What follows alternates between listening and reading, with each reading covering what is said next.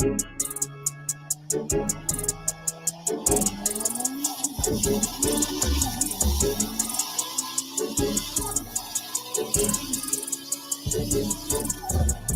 I come, here I come, here I come. Coming round the block real fast. Here I come, here I come, here I come.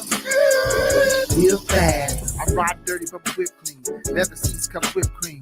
Iced out when I bring the heat. If it's fall asleep, that's a trip dream. I change gears like a drip king. I'm Paul Walker on that cliff scene. Dangerous, but can't nobody hang with us. Push lips out the shifting. I'm so cold on the road, bruh. My wick flare like a solar. You blinded temporarily when I pulled off in an Nova. With a big block, 350, 300 horsepower, and now she get me. Peanut butter paint, color Jiffy's. Cincinnati red stripe like a Griffey. That's a home run or a grand slam. Niggas challenge me with the dash cam. Get mad when I take all the cash fam. I'm an Aries, all I do is dodge ram. When it comes to money, I don't play. I get a call that interrupts me. MC on the line. What's your ETA? Shit, let me get off the GTA. Here I come, here I come, here I come. Coming down the block real fast. Here I come, here I come, here I come. Real fast. Here I come, here I come, here I come. Coming down the block real fast. Here I come, here I come, here I come. Real fast. Race the X with the Mark 5. Speed racer couldn't keep it live. Hit the button just to start your engine. Place the button, watch me ride. Drop the top, roof the sky. Watching as the start roll by. Ain't been changing colors from the moment we started to ride. The way that they be talking, you would think that they owe me. That's the way them haters move. When they out there, they know that the drunk wave at them. We are no longer homies. Hang in the air, let them know you don't care. I hit the gas, turn the block, hit the switches, let it drop. Hit the volume, let it knock. That's the way I do it. Hit the horn, she come out. Y'all know what I'm talking about. Call a car, watch the way she leave my inside so down. Here I come, here I come, here I come. Coming down the block real fast. Here I come, here I come, here I come. Real fast. Here I come, here I come, here I come. Coming down the block real fast. Here I come, here I come.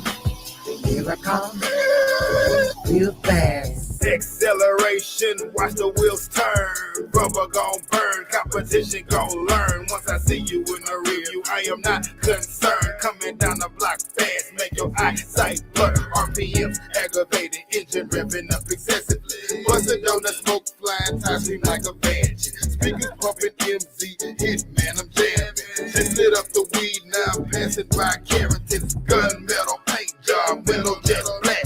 How you gon' race? What you can't catch? Me versus you, everybody place your bet. Once the light turn green, I'm taking off like a jet. Here I come, here I come, here I come. Coming down the block real fast. Here I come, here I come, here I come. Real fast. Here I come, here I come, here I come. Coming down the block real fast. Here I come, here I come, here I come. Real fast.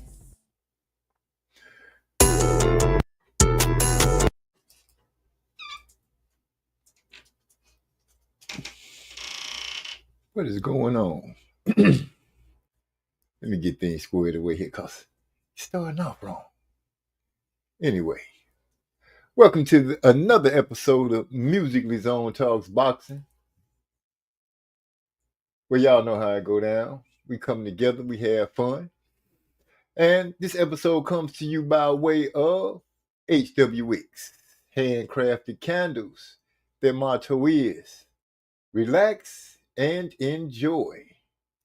We also come to you by way of the Block Fam. We started on Marlowe's Corner.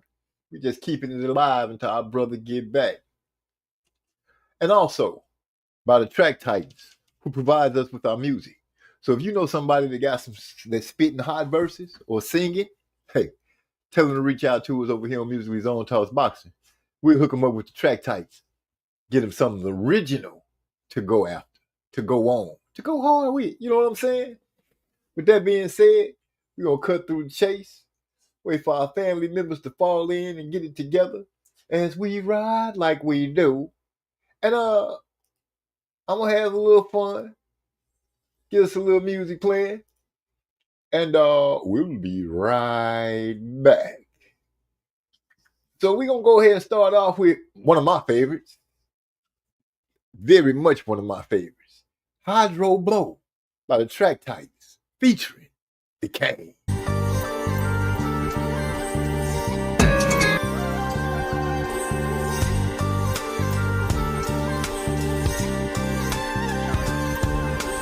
Shorty looking mad fly, had me captivated when she walked by. I'm serious, she had me feeling this tingle, son. Stimulated conversation after mingling. Honey was jingling and stretched jeans looking clean. Appearance would enhance any scene, know what I mean? Feel me, really, I know it sounds silly, but looking at her was like puffing on a fat fillet. Relaxing, she had this natural attraction. She started laughing when she saw my reaction. Oh my, pass the name and number to the cell. Asked for mine, I said it's Otis, last name is Bell. Also known as the O, the B, the 3, the A, the S, the T. It's me, obese, and you get high. Then I'm your guy. If I got the high, you got control, you can make this track go. If I got the high, you got control, you can make this track go. If I got the high, you got control, you can make this track go. If I got the high, you got control, you can make this track go. Say what you want, just be blunt, I can stand the pain. Take a ride on the great airlines, I promise you'll be glad you came. The fire in your eyes make wetness between your thighs. You say you never blow, I eliminate your disguise. Underneath your green exterior, I gaze. Exploration of your brain leaves me in a purple haze. I see consent as my morals continue living. I just like to engage in a little oral tradition. So pardon my unorthodox approach to blazing luscious. That's just the way I roll. Lick the split before I stuff it. You like it hot, I got enough smoke to choke the average throat. But tonight I'm trying to go a little deeper. Loving the feel of your lips, taking drags off this gas, just puff and never pass. I'm your high value reaper. I got the high, you got control, you can make this track go. If I got the high, you got control, you can make this track go. If I got the high, you got control, you can make this track go. If I got the high, you got control, we can make this track go. I'm chilling in my room on this night. I got something tied up in the shower, am I right? A friend in the negligee smiling as she rolling up. Every once in a while looking up, saying, girl, hurry up.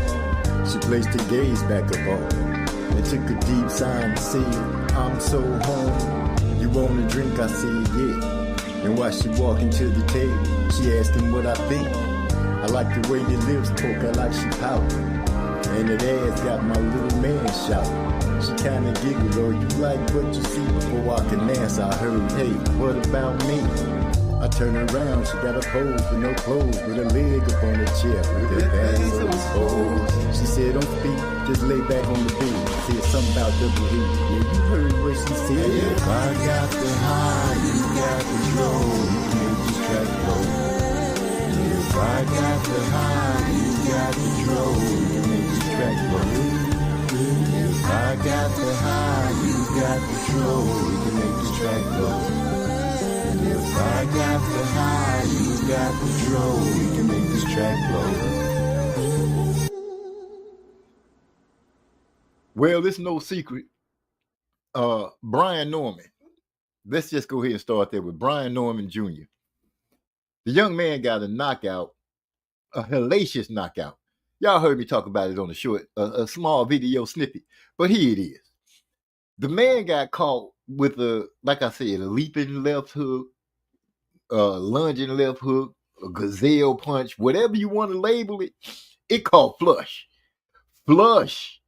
And I hope the young man is okay. But he was asleep before he hit the floor. He hit his head on the canvas and he was out of there. I'm getting reports that I'm understanding that they're reporting that he had loss of memory. We just have to pray for the man and hope everything goes all right and things get better for him. But what I want to bring up is a lot of people instantly, because it just so happens that Boots, that's right, Jerron Boots Ennis, has decided to move up to 154.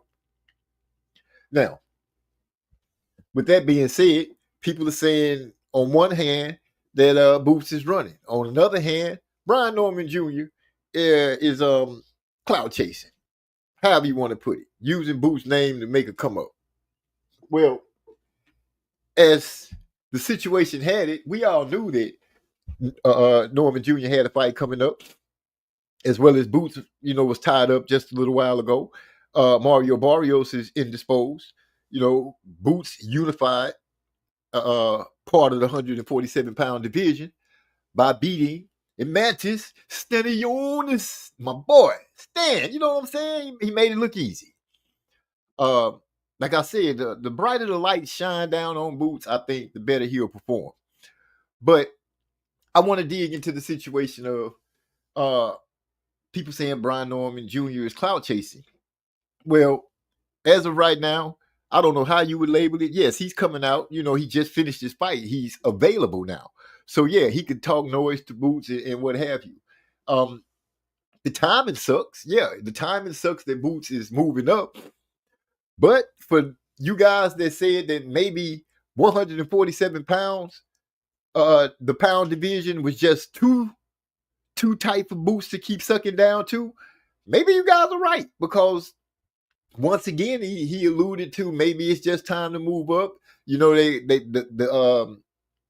The narrative came out about him not performing at 100% or as high of a level that he's supposed to. Therefore, making the decision or helping to spur the decision to move up to 154 pounds. We don't know how the landscape is going to look for him there.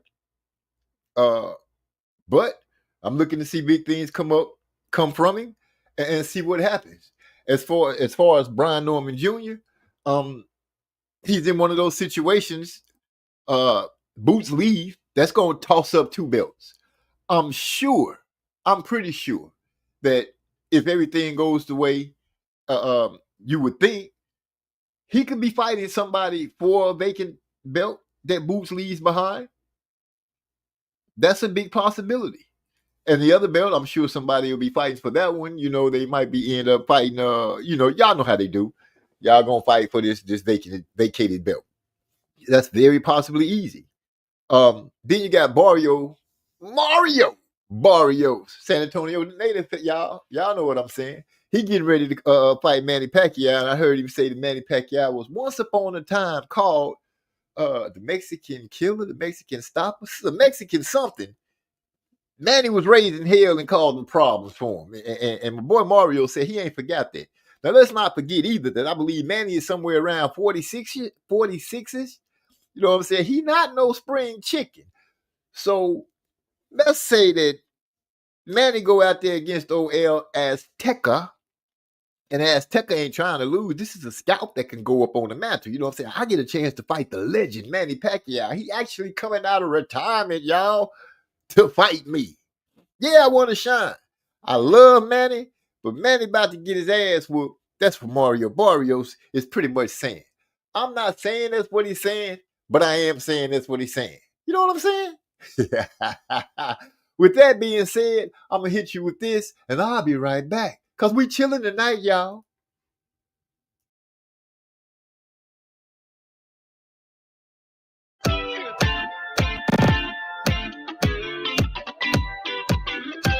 Hold up. Let me go ahead and get it. Since y'all chilling and we feeling good, we're going to go ahead and hit you with Feel Free. A nice little instrumental. Y'all let me know what you think as we keep it going like we always do. Be right back at y'all.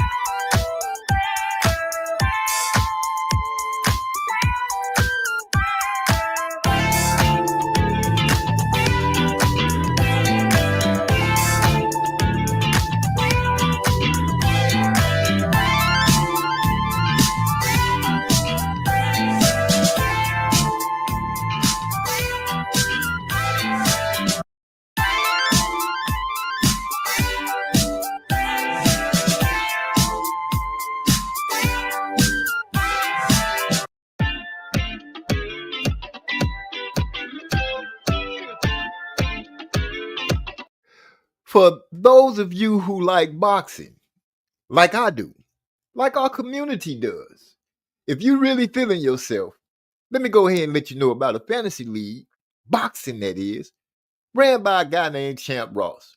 Champ Ross's fantasy boxing league has been around for 4 years, so it has the longevity. Champ Ross also offers a chance to win cash prizes. First, second, and third. He has a different array of ways to show appreciation to those of you who have joined this league and those of you who are coming to join the league.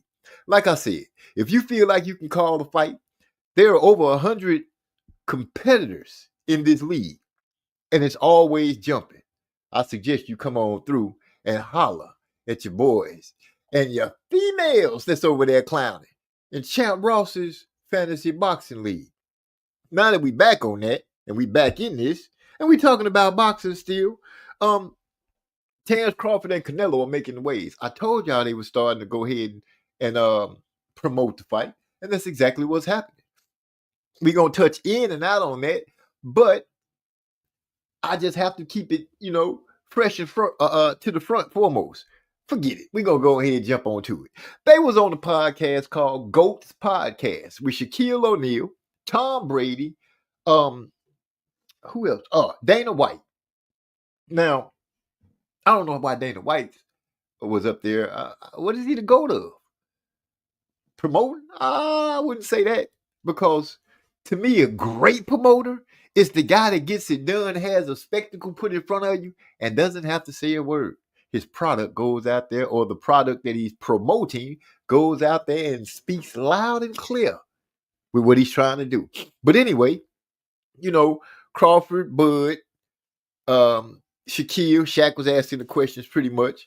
It was evident that maybe Tom, I don't think they was really too deep into the conversation, or should I say being boxing fans. But I could be wrong, but I've never heard them talking about being fans of boxing like you hear other athletes or stars do. But Canelo and Crawford, they had a little slight banter going back and forth. Canelo kind of threw me off. I don't know which interview it was, because they also showed up on the Piers Morgan. It was somebody else, somewhere else I saw. I know Piers Morgan and the GOAT's Podcast for sure.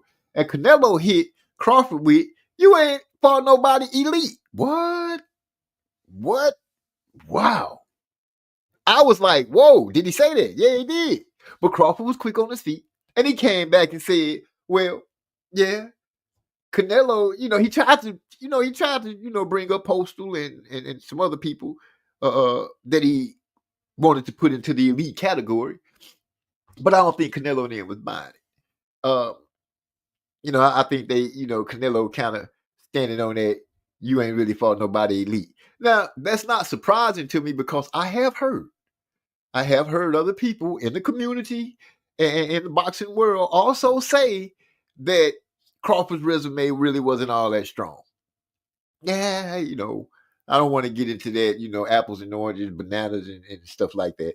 I'm going to just go ahead and leave that part be. I just wanted to bring it to the forefront that, Canelo threw a little jab at old Crawford. Crawford, kindly shot one back by saying, Canelo has fought elite fighters. But when it comes down to it, when you really think about it, he ain't fared too well. Laura, Crawford said, even though he won, I felt like Laura lost. Letting it be known to Canelo and those who like Canelo, letting it be known that he felt like a whole bunch of other people that Canelo lost to Laura. Then he also brought up the fact that, he went out there against Floyd. We all know how that worked out. And he also named Bivol. We all know how that worked out. So what he was trying to pretty much saying is, when you go out there against when you go out there against the elite, you don't fare so good. They talked about the size and the weight difference and all that kind of good blah, blah, blah, blah, which Crawford made another good point. He was like, Canelo, everybody he fought, he was the smaller fighter. And, he made a good point when he said that. I was like, wow, Crawford, that's a good one. Canelo has always pretty much been the smaller fighter. He's heavier. He's a small guy, and he's been winning. And people been giving him kudos for that. Yeah, Canelo. Canelo's the man. Canelo. Now, that Crawford is going to be the smaller man moving up to fight. Yeah, I know what they're going to say. He's jumping up different up the weight classes. He's not acclimating himself to the weight and everything like that. Situation, when you think about size difference and stuff like that, it's the same.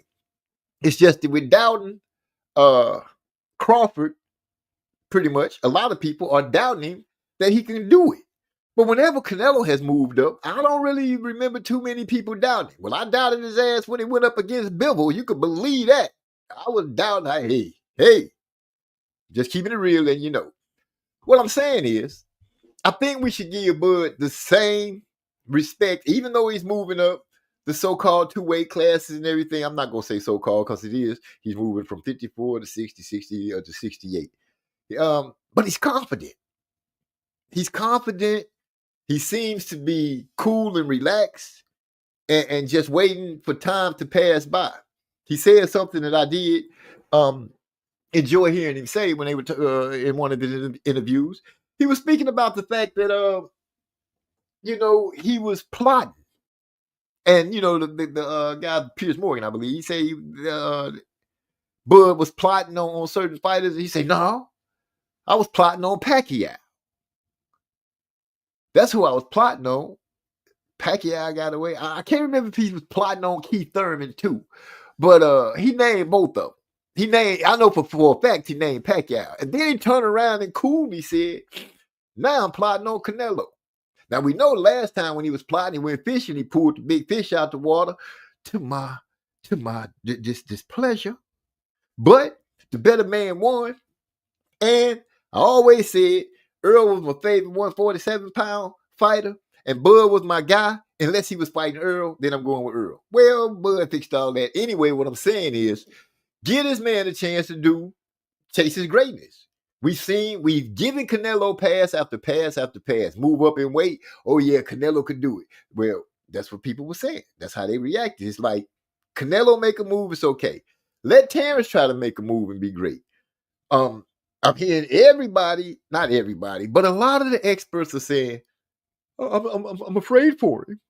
This is how they sound. I'm afraid for Crawford. Why are you afraid for a guy who's doing what you've done?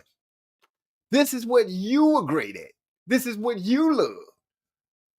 Oh, man, look at this. AI Meets and Music is in the house. He say, now, Bud is your guy. We got a new convert. Hold on, pimpin'. I've been saying that a long time ago. I ain't ashamed to say that. I'm messing with Bud. I'm messing with Bud. Yeah. Hey.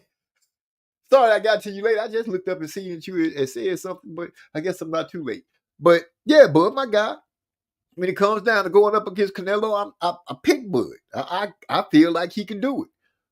Everybody making him the underdog, so I want to ride with the underdog. I want to see this man achieve the great that he's chasing after. But anyway, checking out the videos to Piers Morgan. I thought it was a little good chuckle when Piers was asking about children, and Canelo said, "How you not be for sure how many kids you got?" Canelo was like, "Yeah, I got 4. No, 3. What?" I'm like, "You don't know how many babies you got, Pippin?" Okay, anyway, and then Crawford, I think he said 7. That boy Canelo say 7. His English got good with that 7. He turned around and looked like, wow. But I could see watching them have a conversation there, Piers Morgan. It seemed like he was trying to guide Bud's conversation in a certain way. Because when Bud was speaking about, getting called dark and stuff like that, talking about having jokes, you know what I'm saying? I don't think Piers Morgan was privy to what Bud was really saying. So Bud had to break it down for him because Piers was like, so you mean they were, people were throwing racial slurs at you? Bud was like, no, man. See, you're not where I'm from, so you wouldn't understand the way I came up ain't the way you came up. And it was people, my people, brown people, they made jokes. Making jokes, call you crusty, this and that. I still don't think Piers got it, but I think he got an understanding of this wasn't racial. This is, y'all know how it is. When we get together, we talk to each other the way we talk to each other. Anyway, as I had said, they are starting to promote. We are starting to see the things that people have been asking for. They want to hear Bud talk and see him talk. Well, he's doing a pretty good job. Took his time in it. I mean, really took his time in the conversation to make sure people understood what he was saying and how he was saying it. Nice and clear. Canelo, same guy, speaking about how it was hard in Guadalajara and how he had to come up and doing the things he needed to do. Pierce didn't understand colorism under the greater umbrella of racism. I understand what you're saying, but Pierce don't, and you're right, he don't. And Pierce do be pushing the issue. Pierce be having some interviews and stuff with people where he'll say some like really throw it off stuff. I remember him having an interview with, this is off of Boxing for a Hot Second. He had an interview with the comedian Kathy, I can't remember her last name, but they roasted her one time, talking about she liked black men and all this kind of stuff. But she was on the show with him, and she had to go off on him and tell him he was a horrible, horrible interviewer. But back to what we was talking about, or what we are talking about, and that is the fact that they want a Ghost podcast, which I spoke about. What I'm looking at is Griffin. Is it Griffin? Kathy Griffin. She got blonde hair, kind of slim face. That might be her. I'm gonna have to go and look it up again and see who she is. But that might be her, because she does a lot of roasting stuff. Anyway, where was I? The goat thing. Yeah. This fight is supposed to be like one of the biggest fights, right? One of the biggest fights. They saying that it has the capability to reach more homes than any fight. They comparing it with the fight that was broadcast on ABC back in the day. Ali and Foreman? It was an Ali fight, I know that. And it hit a lot of homes, and they're saying because the way Netflix is set up, they stand a chance to hit an astronomical number, which is possible when you look at the way Netflix is set up. And before it's all said and done, I think if Turkey and these guys do it right, they could make some noise because people going to tune in. They set it up where it can't be a bootleg. At least I don't think it can be bootleg. Put it on a big platform like Netflix. It ain't like you just stealing their stuff.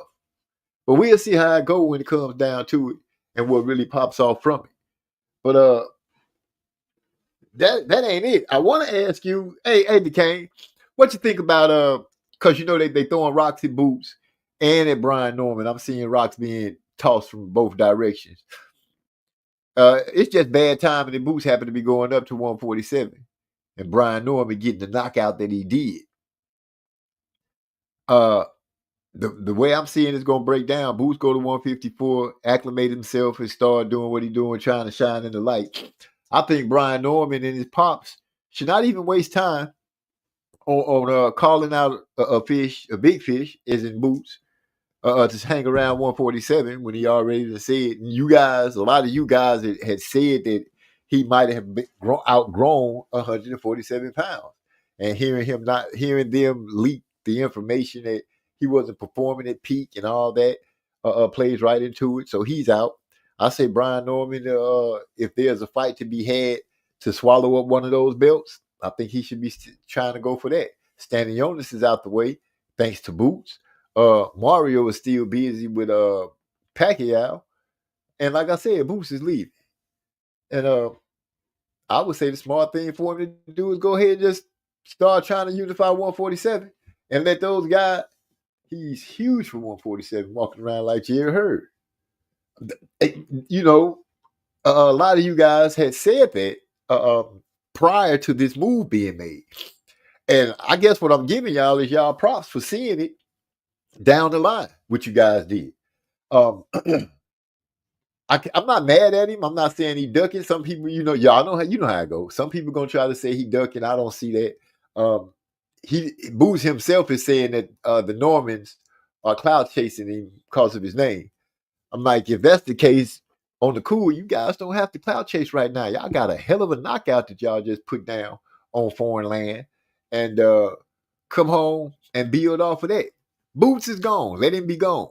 You still got Mario Barrios and whatever other champions or great fighters decide to bubble up at 147 pounds.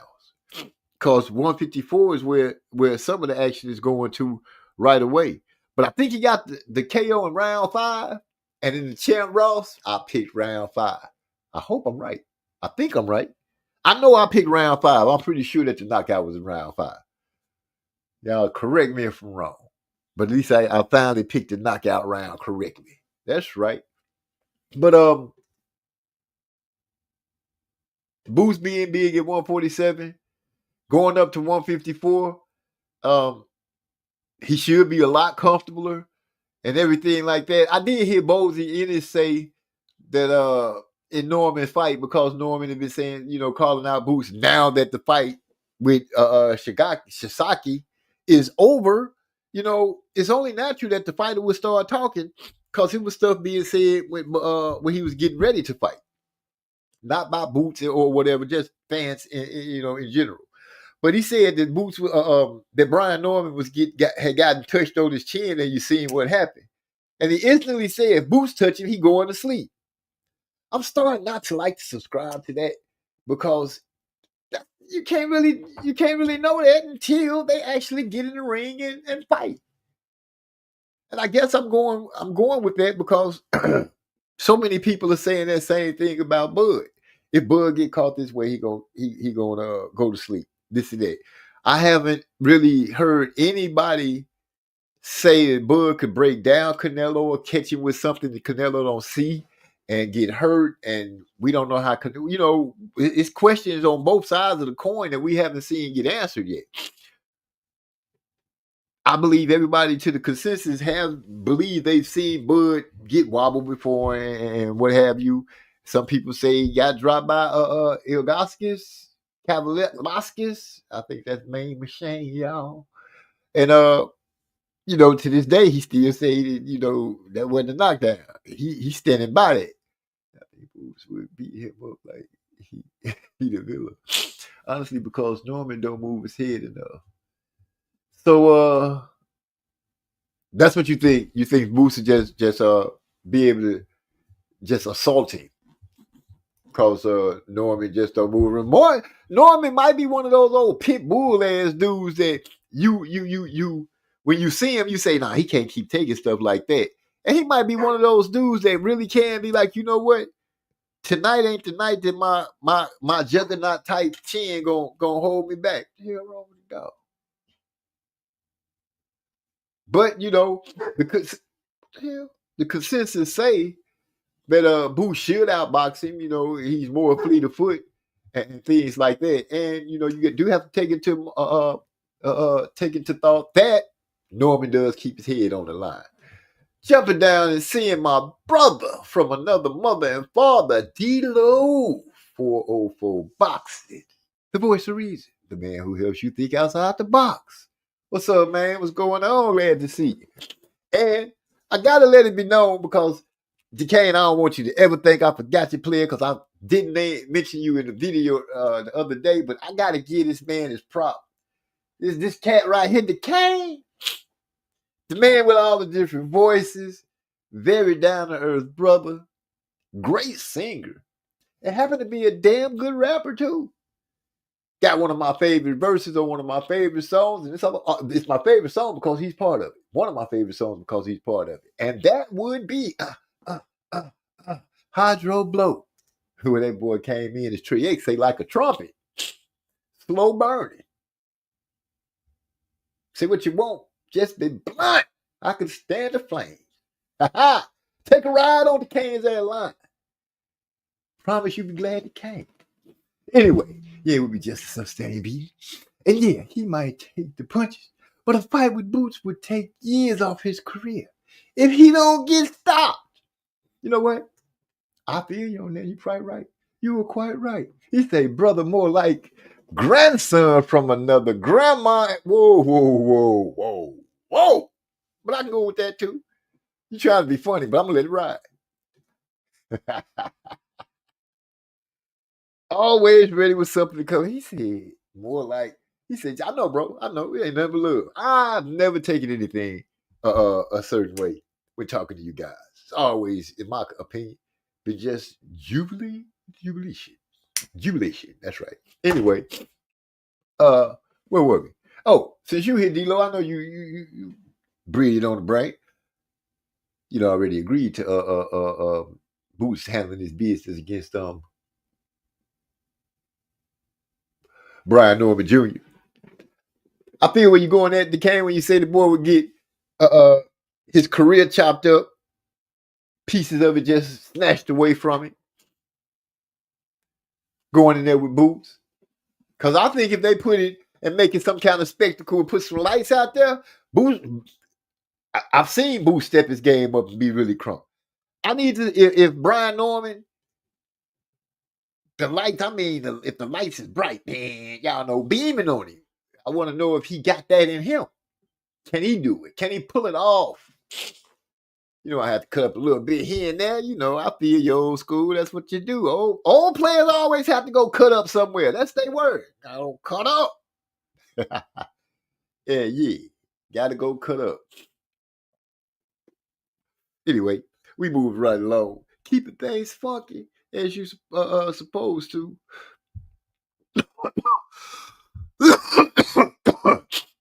Seeing the fact that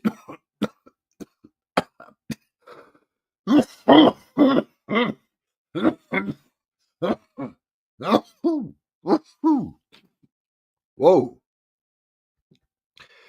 That was a good one. You're fired. That dude, Eddie Hearn's boy, went out there and got into a gosh darn slugfest when I can't even remember the guy's name who went out there and beat him. Had him looking crazy, but that was a hell of a fight. I mean, they were blowing. They were throwing blows back and forth, just center of the ring to the ropes, all around. It reminded me of one of those cartoons where they be rumbling and jumbling and you see the little smoke around them just going. That's how they was fighting. I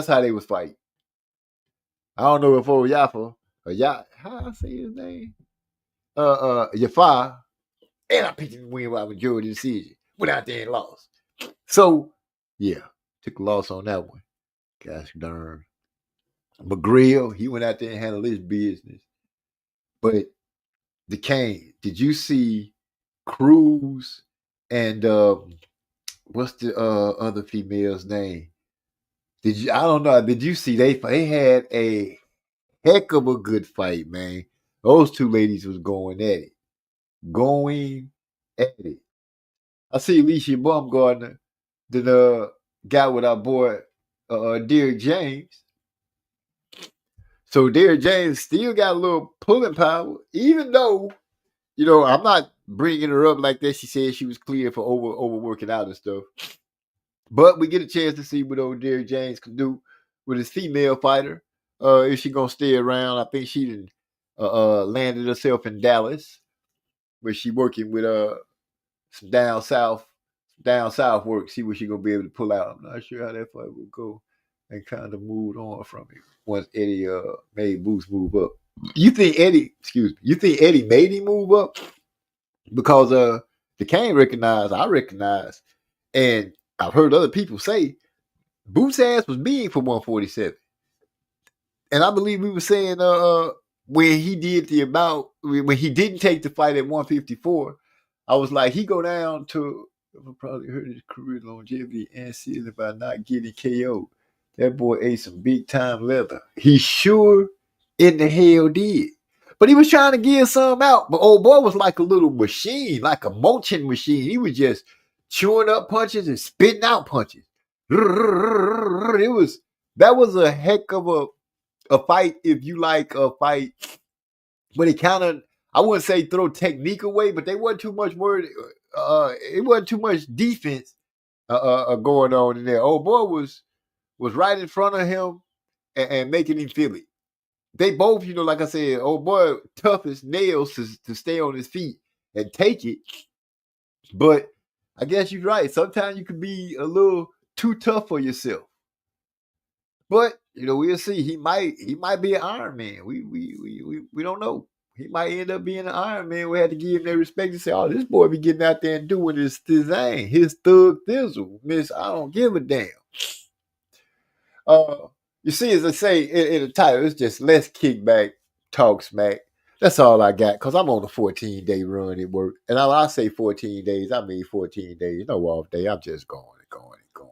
Congratulations to OKC for winning the NBA championship. Did let me see. He couldn't turn it back. He was literally on him like a cheap suit, cut 2 sizes too small. Ooh, that man, he said he was cutting off his air. He was so tight up on it. Come here. All over the ring. Man, D-Lo, that was a heck of a fight. And I know people who really like to see a brawl breakout like that. That was just manna from heaven for them, I'm sure, for those kind of fans. But I still wouldn't mind. I like to see the skills, footwork, some head movements, some parrying, some blocking, some making you pay when you slip. Oh my goodness, the man that can call a frog from a whale. This brother here knows so much about boxing. It's crazy. Now, let me just go ahead and say, the best fight caller in the game, in these YouTube streets, and I don't care what nobody say, and he'll say, MZ, you tripping. But he modest like that. Trey X in the house. Salute to everybody. Just sliding in slowly but surely. That's how we always do.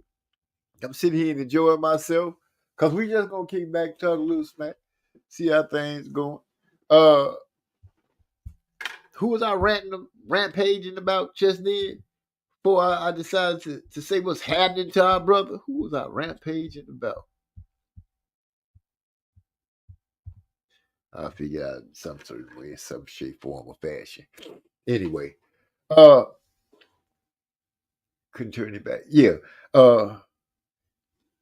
that boy just was getting beat. If you like that kind of fight, then yeah, like I said, it's food for manna from heaven. But I like to see the skills. I want to see the foot movement, the dodging punches, the parrying, the blocking, make you pay. Y'all don't forget to get y'all 25 ready for Wilder's big fight.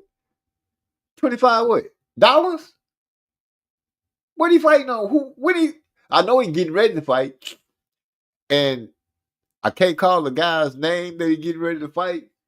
But I don't think I'm going to be paying $25 to see the fight. I don't think I'm going to do that. What is Wilder showing me this last 5 fights? Yeah. So, if he get a devastating knockout, I'm pretty sure the YouTube people will let us know. And I'll be like, maybe I'll peek in on the next fight. But the last couple of fights, few fights I've seen him in, I'm like, yeah, it's time to turn the page and start looking at these other heavyweights that could be coming up and doing their thing. Like the guy that I saw the other day breaking out the heavy. I think they was on what's that Fight TV fight? I can't even remember. I was seeing so many fights, but you have to. It's for no. I ain't finna say it's for the culture. We're not doing that. We're not doing for the culture. Even though we did get one for the culture, but that's one out of many. Let's not get carried away. I just not gonna do it. I'll wait. You see, it might be my last chance to see a highlight reel from a KO from Wilder. It might be. And if he proves for it to be a highlight KO, I see it as a highlight. Yeah. I'm just saying. I'm not paying my. You know what? I could use my $25. I like Wilder. Y'all know I like Wilder, but he don't need my $25. The man rich already. He done did everything he needs to do. He got a story. He should talk to Clarissa Shield, had his people talk to her people about making the movie. Because, yeah, that's how I feel about it. I gave him no disrespect. I enjoyed his career as he did his thing, as he gave the world the knockouts that they needed for boxing to get them. Yeah, boxing is you had you feeling good. Then the wheels started kind of falling off. And he went to Ashwanja. Y'all know what I'm talking about, when he went and did the thing. And he came back and the killer instinct ain't there. And I'm not giving him $25 because he rich. Shit. He got money. I need my money. It's other fighters, I know you're going to say they're all rich, but they fighting good. He not. So I'm not giving him my $25. That's all I'm saying. No disrespect. Got love for the brother. Straight up love for the brother. Whew. Got me some. Still working on that gas that my brother sent me from across wherever. But Kid Austin getting ready to fight. He finna make us see those things. This would be great. I want to see him come out there and do something. They've been out the picture for a minute since the pictures of him surfaced, being in a hospital bed and all that kind of stuff.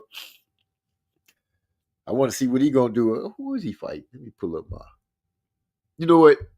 I can't do it no justice, but I know somebody will. I'll get to them before I get up out of here. Now I got to get something to drink. While I get something to drink, oh, that was good. I'm going to hit y'all with Moving Funny, and I'll be right back because I'm sounding funny. I need to get something to drink. Where's my whistle? Y'all know how we do. Funny movers. Moving funny. We got one for you. Hope you don't get mad. But if you do, keep it to yourself, because we will get you. But if this ain't pertaining to you, then don't blink.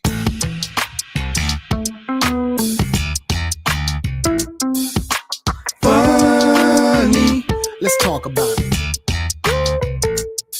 Yo, when that nigga owe you money, but he can't pay yet, then you see him riding around in a brand new vet. He rolling. Funny, let's talk about how you can afford to get gas for that motherfucker. Really? Or when you have a disagreement with your family or friend, but then they body language show they wasn't your family or friend. They move. Funny, let's talk about it.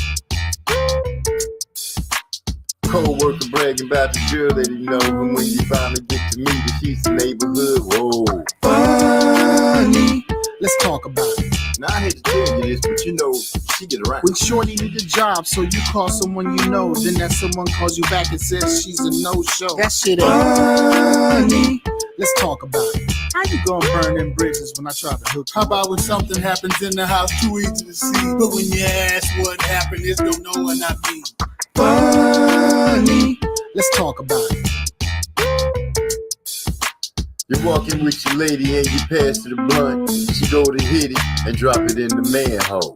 Funny, let's talk about it. Damn, baby, I only hit that one time and you dropped When it. you confide in your boy cause he's someone that you can trust, but in the middle of an argument he throws you under the bus. He act funny, let's talk about it. So you just gonna put my business out there cause you big man, right? How about when family members coming around swearing they down, but they really watching Stitch and telling, running their mouth. They really funny, let's talk about it. Okay, I'm back. Had to go get something to wet my whistle. A nice, big, cold glass of ice water to help me get it together. Trying to get a little healthy. Get off the sweet drinks and stuff like that. I got to start living like I got a little age on me, so I can keep it moving. 28.7. Oh, yeah, about that accident. Anyway, we back at it. Kid Austin. The Kid Austin. I want to see what they gonna do. How he gonna look when he returns, because he got to come back and do something to get the fire back up under him. He got to get things lit back up for himself. He had a nice little noise up under him, and him and his dad, they was making the rounds. People was saying their names on a regular. He got to get all that back. All that back. Whatever misfortune he had to get over there and get sick, him and Daniel Dubois, y'all know what happened. We both seen it. We all seen it. Go over there and get sick when he's supposed to fight Shakur. It was his time, and he messed that off. Let's see how he climbed back up that ladder and get his hands back on the situation and how they got him from there. Hope that boy put on a good show. I'm still looking for the list. Hope they put on a good show because he needs that. No, that's not what I'm looking for. That's not what I'm looking Oh, standing in the corner. No. Oh no, that's my other piece. Once again, the say man, you gotta say I gotta give it to the Indiana Pacers though. I gotta give it to them, stretching it out a full 7. I know this is unboxing related, but they stretched it out a full 7. Am I tripping or did your boy Halliburton get hurt? In the last game. Way to go, Indiana. Congratulations, y'all doing what y'all did. Ooh, okay, I need something. I cannot find this stupid page.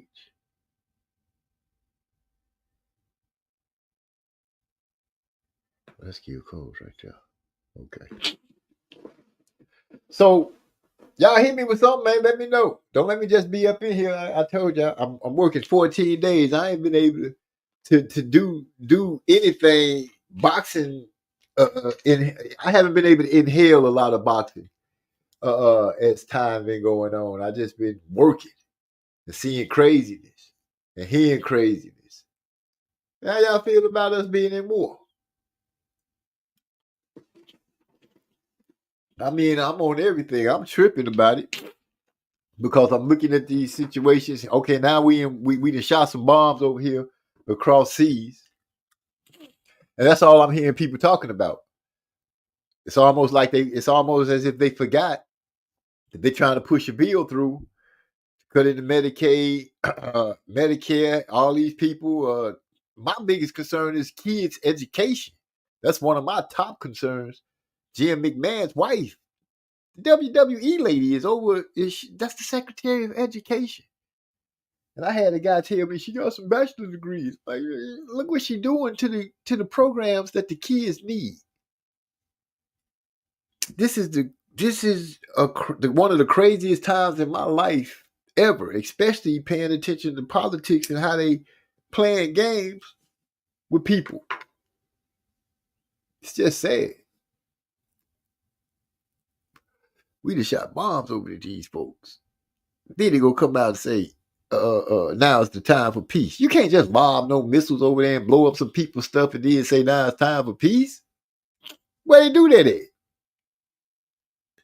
Guy go tell me at my job, he was like, man, that's what they get. They've been fighting for so long. Somebody needs to do something. I'm like, oh, right. So it's up to us.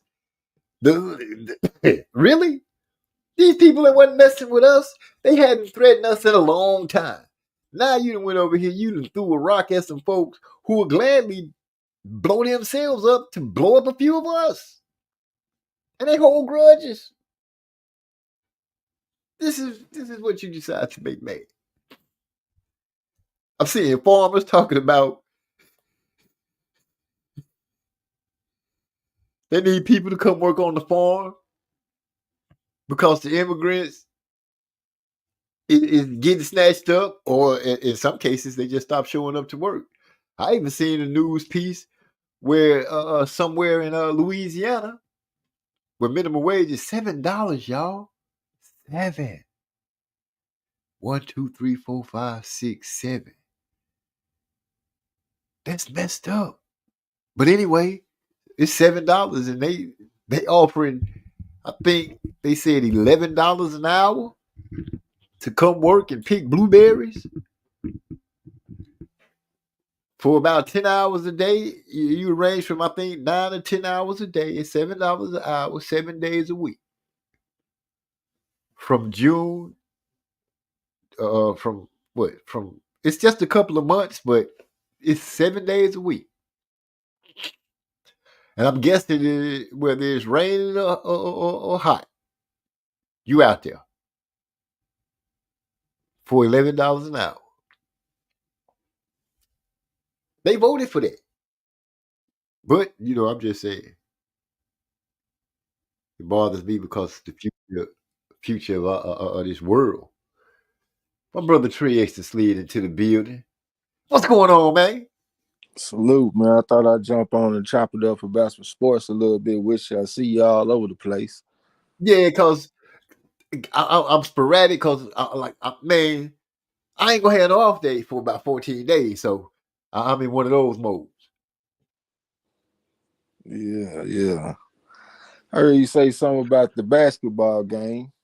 That Yeah, man, I was surprised they went 7 games. if you listen to what I said last time, you shouldn't have been too surprised though. Like Well, the last time you was like they was inferior, so I wasn't they expecting are. them to go 7.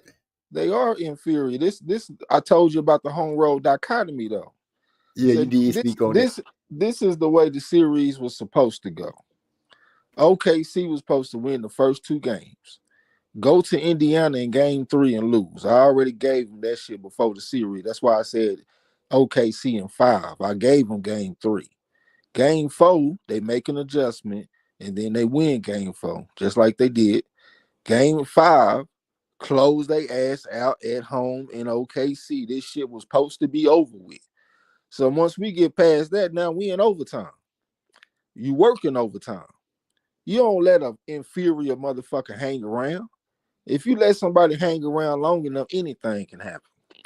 So in this series right here, they was up by like 20, 15, 20 points in the first game going into the fourth quarter. And they let them come back and win the game by 1. It really came down to Miles Turner with this lucky ass bank shot 3-pointer that he hit. That was the difference in the game. So they go up 1-0 on OKC. OKC go out there and kick their ass in game 2. Then game 3, they Indiana go up 2-1. We already knew they was gonna win game 3. As a matter of fact, last time we did a live, you did a live stream, I jumped on with you. I said, yeah, it's a great chance they probably gonna lose game 3. So I already was conceding that they was gonna go down 2-1. So then they make their adjustment and they beat them game 4. So then they go home to OKC, beat them in game 5. Now they up 3-2. Now the series supposed to be over with, but they got to go back to Indiana, and they ain't a great road team. So Indiana go down there and beat them. OKC look uninspired. They ain't even try to win the fucking game. Took it back to OKC, and then they won the series. You can make the argument that Halliburton getting hurt was a major difference in the game because he came out hot and all that type of shit. But the way I see it, man, that shit was supposed to been over with in 5 games. And that's the difference between the team that ain't got a killer instinct. Like, they're a good team, they talented, but they not no killers. I had a guy that used to pay for my boxing shit back in the day. Used to fight pit bulls and shit. This dude, he was in a wheelchair. We called him Sip. And he would tell me, he say, man, you know what? You a boxer, you ain't a killer. You know what I'm saying? And that's what I thought about when I was watching them. Like, y'all skilled, but you're not killers. If you got a chance to get a motherfucker out of there, you get them out of there. And it was too many times they was up in the series, they was up in the game 15, 20 points, and then they relax and get in cruise control and let these motherfuckers come back. They'll jump in a 3-point shooting contest and start missing threes, and then they'll let them get back in the game. I'm gonna tell you right now, if OKC had Indiana's heart, they would have blew the doors off the motherfuckers. And if Indiana had OKC's skill, they would have blew the doors off of them. This series was skill versus heart. Skill versus dog. Because I don't know if I've seen too many more mentally tough teams than Indiana. I got to give them their props on that. Them motherfuckers are tough. They in shape. They gonna run. They ain't gonna never stop fighting. That motherfucker TJ McConnell come off the bench. He already beat Red before he even get in the game. That motherfucker get in the game and start driving the lane, getting to the cup, getting to his spot, hitting that little jump shot that he had, putting pressure on him, picking off inbound passes, just all kind of shit, just wreaking havoc. I know a lot of people like Halliburton, but I'm gonna be real with you. I was more concerned with TJ McConnell when he was on the floor, and them hard. Them motherfuckers some killers over there, man. And I would take either one of them on any team I got. Square business. Them motherfuckers tough. But the right team won the series, though. I already knew what time it was. I mean, them dudes just too good, man. They just ain't got the motor. Like, you see that in the NFL and shit. Like, you see a guy that's very talented, but he just don't have the motor. But then sometimes you see a guy that's not as good, but he got a hell of a motor. He ain't gonna never give up. That motherfucker is gonna come at you forever. It's like Rocky. When Apollo Creed wanted to do the rematch, and his people were like, man, look, last time that dude fought you, he kept coming at you. Like, we don't know if you need to get back in there with this motherfucker, man. He different. This motherfucker's gonna go fight like a Wolverine or some shit. And that's how Indiana is. They like some Wolverines, bro. They just gonna fight and claw and fight and scratch and bite and just everything. You know what I'm saying? So I knew what they brought to the table, but the more talented team definitely won the series. And I'm definitely standing on what I said by them being superior to Indiana. Because it was just too many times they was down double digits and shit. But I will give Indiana credit because on their home floor, when they had the inferior road team coming to town, they jumped on their motherfucking ass like they were supposed to. You know what I'm saying? Great job by the players, great job by the coaches, and all that type of shit. But the right team won, though. OKC got a championship. That's it. They got him a chip out of that city. They did not want it. They carried over from when they was with the when they were the Supersonics. Yeah. They did what they had to do. So you feel like I was asking this question about Duquesne and them.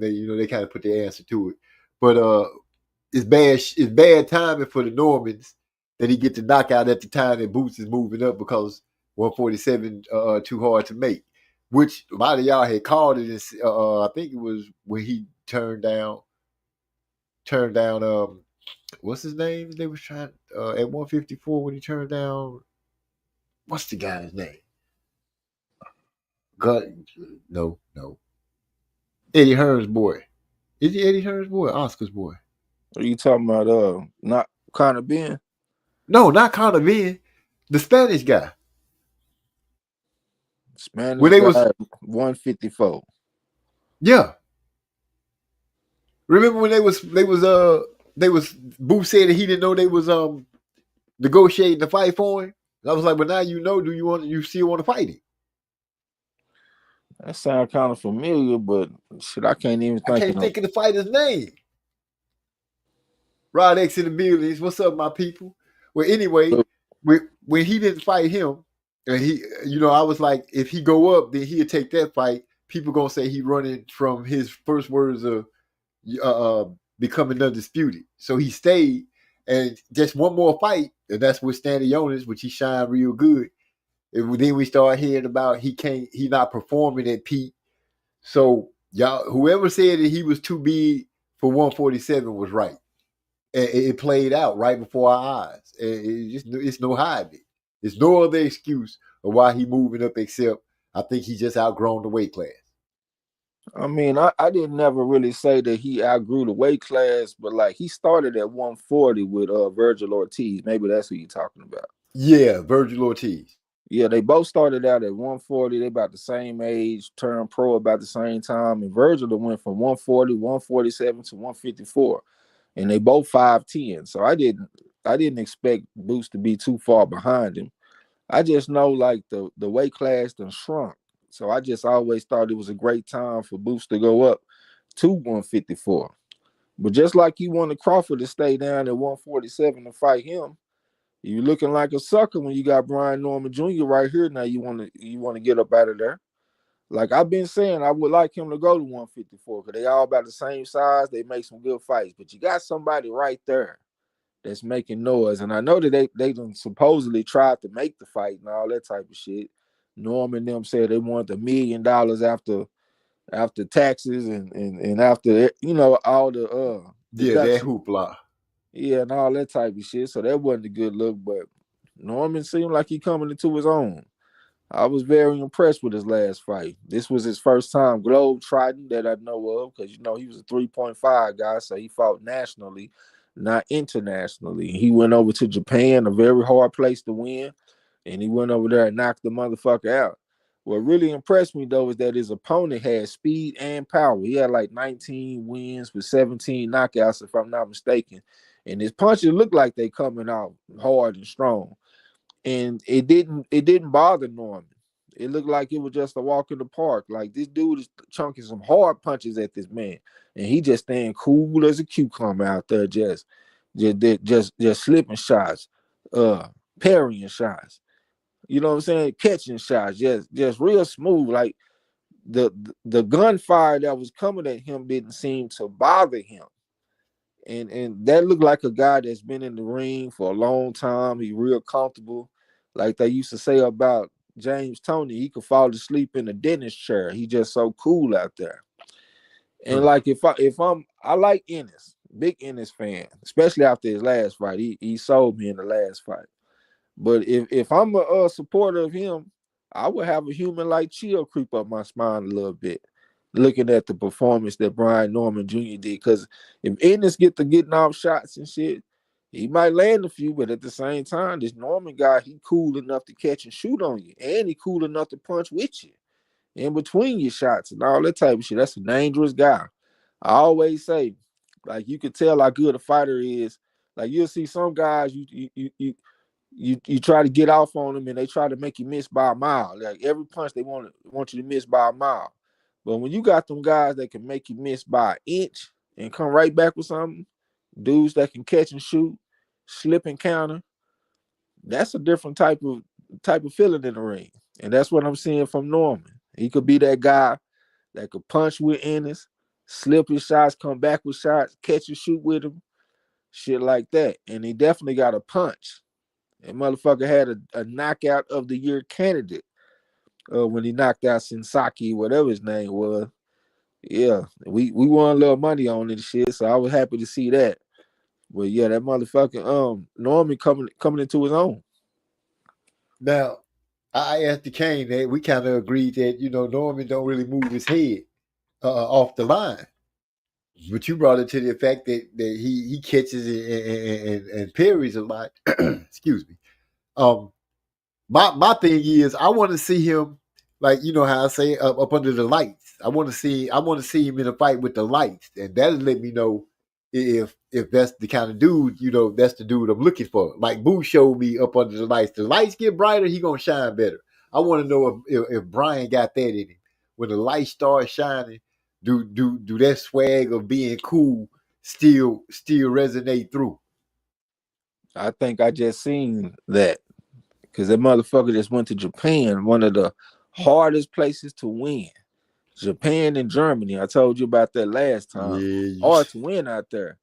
And that motherfucker went out there across the world. Cause like we always talk about the Olympics and shit like that. We give him credit for the Olympics because that is a big stage. You got to travel. You got to leave your country. Globe trot. Go do your thing. Well, he just globe trotted. Went to a very tough place to win and went over there and looked the best that I ever seen him. So I think that's a little bit of evidence that if the lights get bright, he might take it up a notch. I'm not saying it's guaranteed to be enough to beat Ennis. I'm favoring Ennis in the fight all day. But it's a lot closer than what I thought it was. And this dude is hitting hard. If this motherfucker catch and shoot and catch you with a left hook or something, your ass is in trouble. It ain't gonna feel good. I guarantee that. So he definitely at least got a puncher's chance against Ennis for sure. Okay. Well, I can see that going down the middle. Duquesne and me with Duquesne have his wonders because Norman don't move his head as much. Me the same, as well as the bright light thing.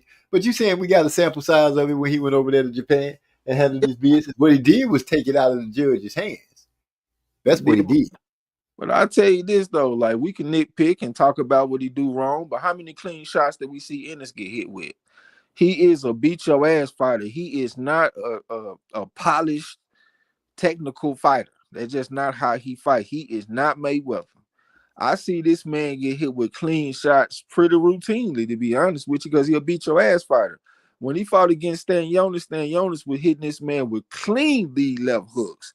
He just got a hell of a chin. that he can take them shots. But if he take that same hook that he took from Stanionis against this Norman boy, it could be different. And plus, he more active. He not coming off no year layoff and all that type of shit. Ain't Coming no baby in with waiting a for him. whole bunch of confidence. If you look at his genetics, look how strong his pops is. You seen him in the ring. Country strong. That motherfucker got the same body type. They abbed up, rocked up, muscles all over the goddamn place, but in a boxer way, not a bodybuilder way. This dude got some grade A genetics. Yeah, if he hit that motherfucker with them shots that I've been seeing him get hit with, it could be a problem. You know, like I said, I'm favoring Ennis in the fight.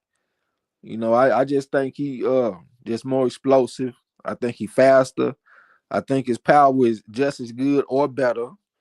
I think he got better footwork, better legs, and all that type of shit. Naturally bigger man, but I wouldn't count out Norman though. I was counting him out before, but the way I saw how cool he was with them bullets flying at him, because those wasn't no 22s that was flying at him. I'm not a gun expert, but those were 38 probably. Yeah, those were some high caliber rounds that was flying at him, and he was treating it like they was 22 rounds. That's what impressed me, because he wasn't trying to make him miss by a mile. Like y'all say he don't move his head. Okay, but at the same time, he's staying cool with these shots flying at him. You have to be able to stay cool so you can come back with something. If you overreacting to shit, you out of position when you can't counter. Like his knockout was a counter type of knockout. Like I think he blocked the shot and came back with the left hook real quick. Yeah, I like a little lunge in left hook too. Yeah, I like what I seen from him, man. I don't see either guys being a perfect fighter. I think both of them got some vulnerabilities that either one of them could take advantage of. But yeah, that's a fight that I would definitely love to see, man. I like that he moving up. I just hate that he moving up before fighting this guy. Yeah, that's what I was like. That's what I was saying. Is that just happened at the wrong time. Brian gets such a great knockout, and Boots just had a nice showing with Stanionis, but now Boots can't make the weight no more. That sucks, because it's no telling how long we're gonna have to wait, if ever, for that fight to materialize. He could probably make the weight. He just can't do that 10-pound rehydration IBF bullshit. I think they said that was the difference between the Chukajan and the Stanionis fights. Like he couldn't rehydrate over 10 pounds against Chukajan. He said that hindered his performance. But in the unification fight against Stanionis, he didn't have to do that 10-pound IBF bullshit. So he was able to come in stronger, and he looked a lot better. And he said that contributed to his performance. So I think he can make the weight. He just ain't trying to do that 10-pound rehydration shit no more. The smart thing about that is go after that belt last. Yeah, it's already going to be undisputed. Yeah, if he fight, but that should be off the table if it's a unification fight, I think, though. With him and Brian. Yeah, but when you first go after it, I think you have to have a 10-pound rehydration clause. And I think if you defended it without unification, that 10-pound hydration clause kicks in. When you fight for their belt, they try to make the board even. Yeah, but if he fight Norman, it's a unification. Norman got the IBO, or what he got, the NWBO. I mean, whatever Bob orders. So this will be unification. That 10 pounds should be off the table. Yeah, that would be off the table. I'm just saying, Boots leaving, he throwing all but belts up in the air. Yeah, so I think the smart thing for the Normans to do is to focus on where those belts land at, or position themselves to be able to fight for one of those belts when they hit the ground. Yeah, it's still, either way, it's not a good look, man, because you're looking hypocritical. Like you getting on Terrence Crawford, you want him to stay at 47 to fight you, and now you got somebody right there that y'all can get it on, and you moving up and shit. Even though I want him to move up, but I would like to see that fight before he move up. And I do think he can make this weight one more time, especially in the unification where he don't have to worry about the 10-pound rehydration. I could be wrong about that, but that's what I think. You know what I'm saying?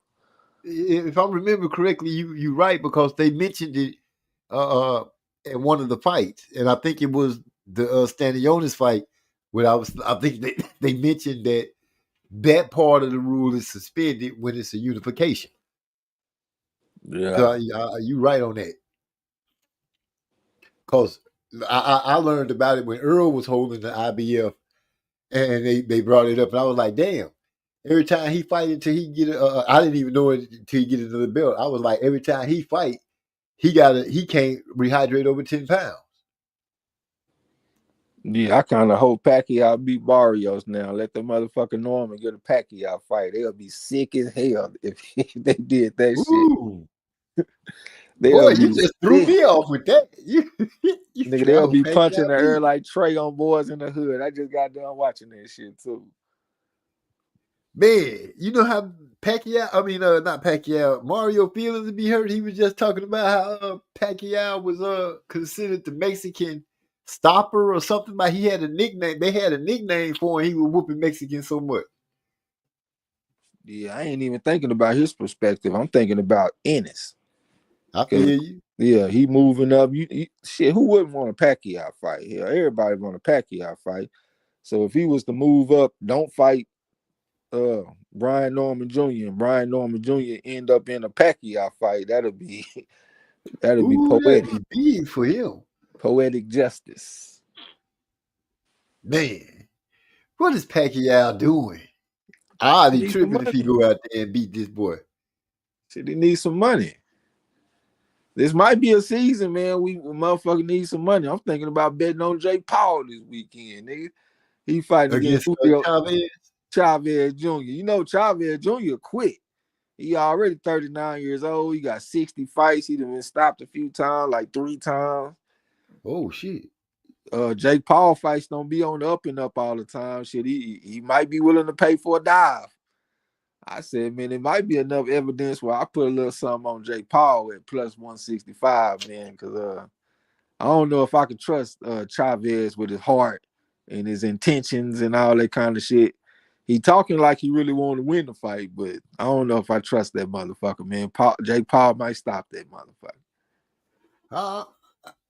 I was gonna put out. Do you think Tommy Fury is a more stand-up guy than Chavez Jr.? Shit, as far as the amateur, the pedigree scale, hell yeah, he above Chavez Jr. Chavez Jr. ain't got no amateur background or nothing, and you know how he fight. You know exactly what the man gonna do. He gonna walk straight to you. Y'all talk about head movement. Shit, look at this motherfucker with his lack of head movement. He gonna keep his hands up good for the most part, but you gonna be able to go around the guard and come up the middle. I done seen him in there with guys where he done lost every motherfucking round except for the last round, like when he fought against Sergio Garcia. Like I said, he 39 already. The activity ain't the best, even though he has had a fight fairly recently. But yeah, overall, I just know what this guy gonna bring. And Jake Paul know what he gonna bring too. He gonna come with a very simplistic style. I don't know how much experience he got fighting at cruiserweight. Jake Paul might be the naturally bigger man. But I ain't made up my mind completely, but I am considering it for sure. I hear you. Yeah, Tommy Fury like a national champion. You know what I'm saying? Shit, nigga, right. That's a whole nother ball game. So you telling me that Chavez don't even fight with none of his father's pride in him? He just 39. I don't know. Nigga, you born on silk sheets. Your father is arguably the greatest Mexican fighter of all times. Everybody kissing your ass everywhere you go since you was a little bitty baby. You know how they worship their heroes over there. You the son of the ultimate hero, living in mansions, jacuzzis, nice cars, and all type of whatever they, you know what I'm saying, like the high life. And now I expect you to fight like you from the gutter, like you from the bottom, like you trying to escape poverty. This nigga don't even know what poverty is. He was talking about how he used to be on them hoes, he used to be drinking and doing all type of shit. Yeah, that motherfucker ain't got his pops heart, man, because he didn't have to escape what his pops had to escape from. He was able to scaffold off his pops and stand on his shoulders and be above poverty. He ain't never had to experience that shit. He don't know what poverty look like. So yeah, man, I don't think he got nowhere near the heart that his pops got. Well, if you copy that with, don't fight as hard, you're gonna get a nice little check. Who knows? You might be right. Jake might say he go out there and really try to fight, and Jake surprise the whole world and catch him anyway. Now he seemed to have a pretty tough noggin on him. I mean, he has been stopped 3 times, but the added variable is that he's willing to quit. That's the thing about him. Like, you got 2 ways to stop him. You can go out there and stop him legitimately, or he can just straight up no mas and quit. So that's what I'm thinking. Like, we got 2 ways to win. And then on top of that, when you bet KO, it also includes the disqualification. So if the motherfucker go in there and crash out and get disqualified, we also win the bet. So I see it as 3 ways to win: knock him out legitimately, the motherfucker quit, or disqualification. And Which is another way of quit. also the 4th one, he might take a dive. Because Jake Paul fights don't look on the up and up all the time. It look like he paid people to take dives. And at the same time, I mean, what's his motivation? Just like Pacquiao, I think he's trying to get a payday. Like they be talking about the Canelo opponent. He won't payday, I think he won't payday. Just like Pacquiao. And boxing is really usually unkind to people that want a payday. You got to be in boxing for the right reasons. You know what I'm saying? Yeah. Or that payday you looking for get you jacked up. Yeah. What you looking at? See, I'm considering that shit. I ain't made my mind up yet. I know I already dropped 2 bets. They just became available on Bovada. I had put them on boxing. What's that shit called? Bet US. But yeah, Bet US. I took that Leon Paro fight to go the distance. I know he got a pretty good punch, but this is Southpaw versus Orthodox, and his opponent is an 18-time national champion, so he should have some staying powers. I took that fight to go the distance, and I took the Christian and Billy fight to go the distance. That's very dangerous, because he knocking motherfuckers out. He got 28 fights with 23 knockouts. He ain't playing with you, but he going against Maciej Sulecki, or however the fuck you say his name. He very tough. The only time he's been stopped was by body shot. I don't really hold that against fighters when they get stopped by a body shot. So I think he should be tough enough. He ain't been inactive. He's coming off a solid win over one of them Eastern Europeans. He was a big underdog in that fight. He ended up stopping the dude in 10 rounds. So he coming in probably feeling good about himself, full of piss and vinegar. Christian and Billy, he ain't fought in 10 months, so maybe you have a little rust on him. So I went on and took a shot. They got it at plus 325. I won't be surprised if we lose, but hopefully we win. You know what I'm saying? Yeah. Yeah, it's another one I seen too, man. We might have to just take a loss this week, man. Who you talking? That Arslanbek Makhmudov. He fighting this weekend. He fighting in Canada. He fighting this guy that's from Jamaica. I can't think of his name. I think his last name Brown. 12-0 with 11 knockouts. He won bronze at the Pan American Games. Plus, he went to the Olympics. He done fought in some other shit too. Ricardo Brown. Yeah, so he a solid 4.5 type motherfucker on the scale. He got a good body for like good frame. You know what I'm saying? Like he looked like a heavyweight version of a light heavyweight. Like he got the long arms and shit. His torso ain't real long. Like he just got a good frame for boxing. Now when I looked him up, I normally don't look up fighters. I would have felt real good if I didn't look him up, but I looked him up and it looked like he didn't have nothing to me. I ain't gonna even lie. I started to ask Hyphy or DeCane or somebody, look that motherfucker up, man, and tell me what y'all think, man. Because to me, he looked like he ain't got nothing. But he is knocking motherfuckers out. I do see if he catch you, you can be in trouble. It's just kind of ugly. You know what I'm saying? Like if you jump on him, you might catch him with some shit. But if you let him jump on you, he might fuck you up. And I'm wondering where Makhmudov, where his mind is right now. You know, he done got stopped twice. He got stopped by the guy from Germany. I think he from Germany. I can't think of his name. The body snatcher that's stopping everybody to the body. I can't think of his name. And he also got stopped by Guido Vianello.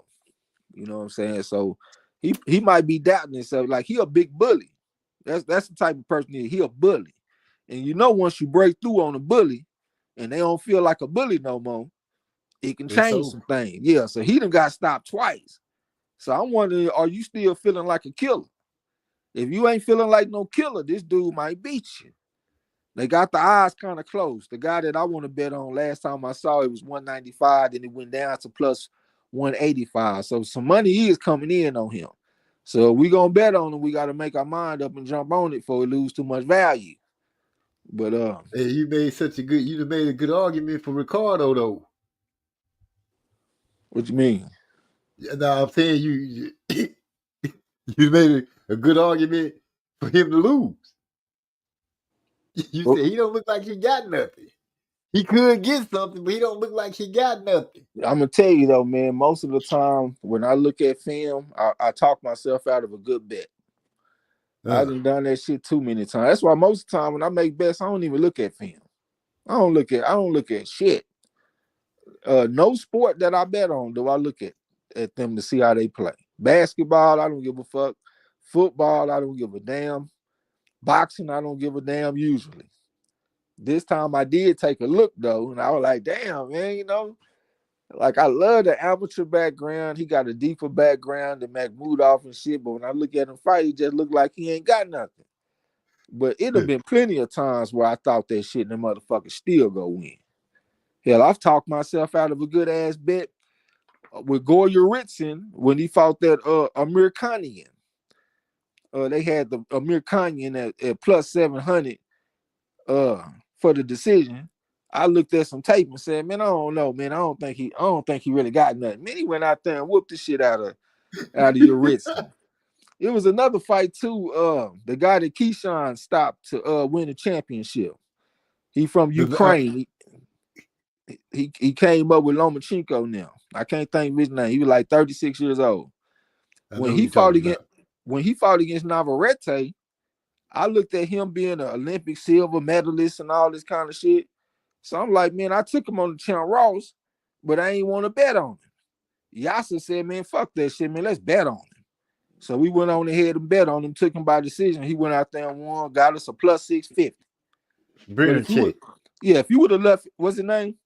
Brennan. Dennis Berinchik. Yeah, so okay, him. Yeah, so if you would have just left it to my eye test, we wouldn't have made that bet. I was like, man, he ain't got nothing, but he went out there and won. So that's why I say that answer. This might just be a time where we just might have to lose some money because it's gambling, ain't it? Yeah, for sure. That's what I be saying. I'm like, you be beating yourself up too much on it. I'm like, fuck it, bro. You call it, we go. That's Jump what I'm telling you right now. I'm telling you, well, I wasn't even talking like that at first. I'm telling you right now, we might have to lose some money. All of that overthinking it and all that extra shit, I don't even give a fuck, nigga. We might have to lose some money. I don't give a damn what kind of case I made. I mean, you don't have to get in the car if you don't want to. I'm just saying. I'm getting in the motherfucker. I'm just window down, talking shit. Yeah, I'm just letting you know that's probably the direction I'm gonna go in, man. So hopefully we win, but I won't be surprised if we lose. But I'm going. Salute to Gil Cole's in the house. My nigga Gil Cole, what's up, bro? Eric Arden slid in the building. He said, salute, fam. I'm on the road listening to y'all. Eric Arden in the building. We all lined up. Three peas in the pod on the Champ Ross. Number 10, number 11, number 12. We might have to get us a three-way Royal Rumble for the last week of the season. Whoever wins get in the top 10. Hey, look at that. I see you done crap into the 30s and shit. So good job on you. You number 39th place and shit. You come back with another good week for the last week. You might can make it to the 20s or something. You never know. Yeah, But I have good ass whooping here and there. I might could pull it off. I was happy I got the Brian. Did Brian Norman get his knockout in round 5? yeah, that's how you beat me. You got 2 bonuses this past week. I was so glad that I was like, oh man, I finally got a knockout right. Yeah, I did some stupid shit on a few picks and cost myself some points.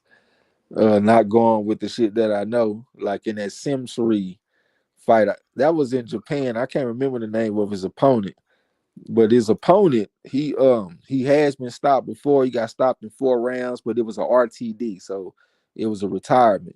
In the other fight that he lost, he went the distance, but he went the distance against a power puncher. So I'm really supposed to take decision in them situations, but I took the fucking knockout, and that cost me some points and shit. I was on my nickel bag Nicholas shit once again, man. If you need a nickel bag, holler at your boy Trey X. I got all different strains for you: indica, hybrid, sativa, whatever you need. Nickel bag Nicholas. Well, Eric Austin laughing out loud. OG, how come every time Trey X asks you, what did you say?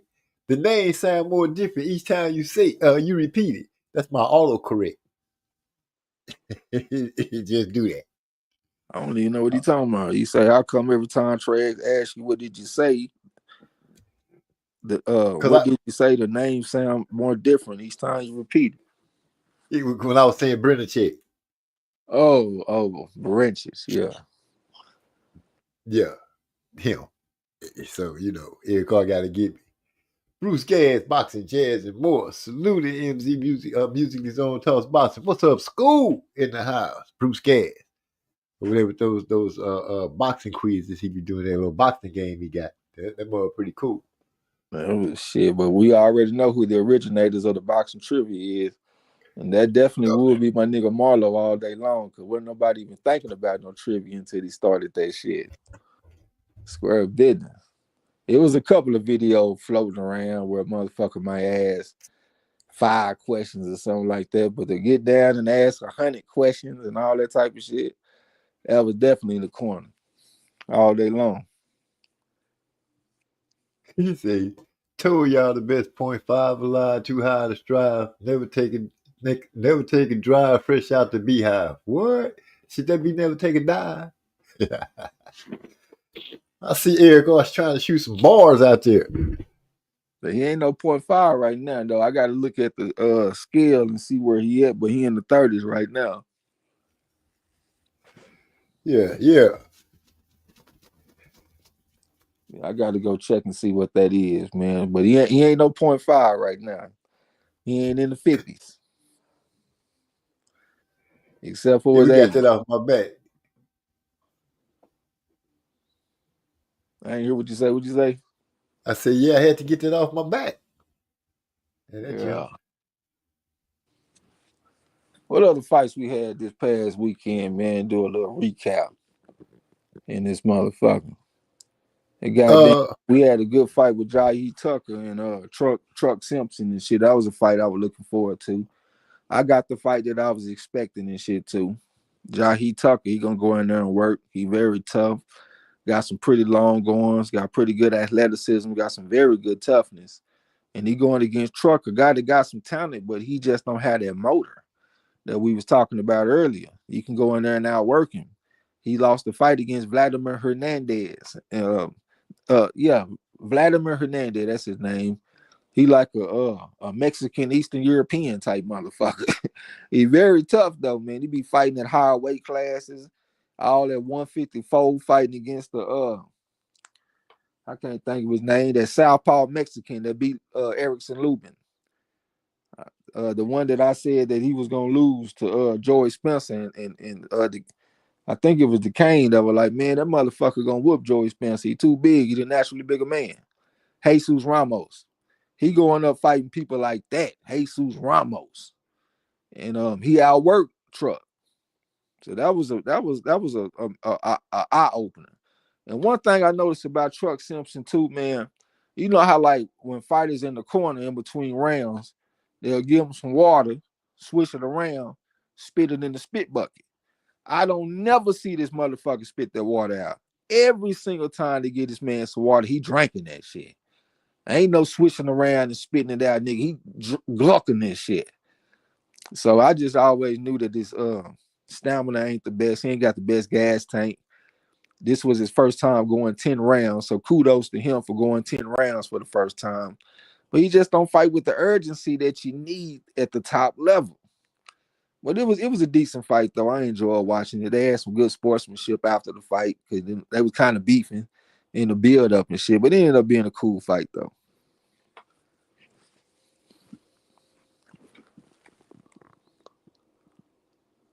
You on mute if you're talking. You sure right. I was. My bad. That boy said handlebar. Oh, that boy Eric R shooting slugs tonight. Might F around and fight and be a .8. Really though? Yeah, Ramos did not beat Luby. He lost down the stretch because he thought he had it in the bag. Well, yeah, I thought Ramos won the fight, but I always say I leave some room for some legitimacy because you felt like he won the fight fair and square. You know what I'm saying? So I respect your opinion. But some other fights, man, this motherfucker Galal Yafa, right? I had everybody lose our money on this fight. They had Yafa as the big favorite and shit. He an Olympic gold medalist. He going against a guy that's very tough. He a war machine. The only person to stop him was Chocolate Tito, if I'm not mistaken. So that's a orthodox. He going against a southpaw and Yafa. I thought Yafa could get him by decision. But once again, you get one of them domestic type of well, I can't call him domestic because he's an Olympic gold medalist. But you get one of them UK fighters and put him in there with a Mexican. The Mexicans be whooping their asses.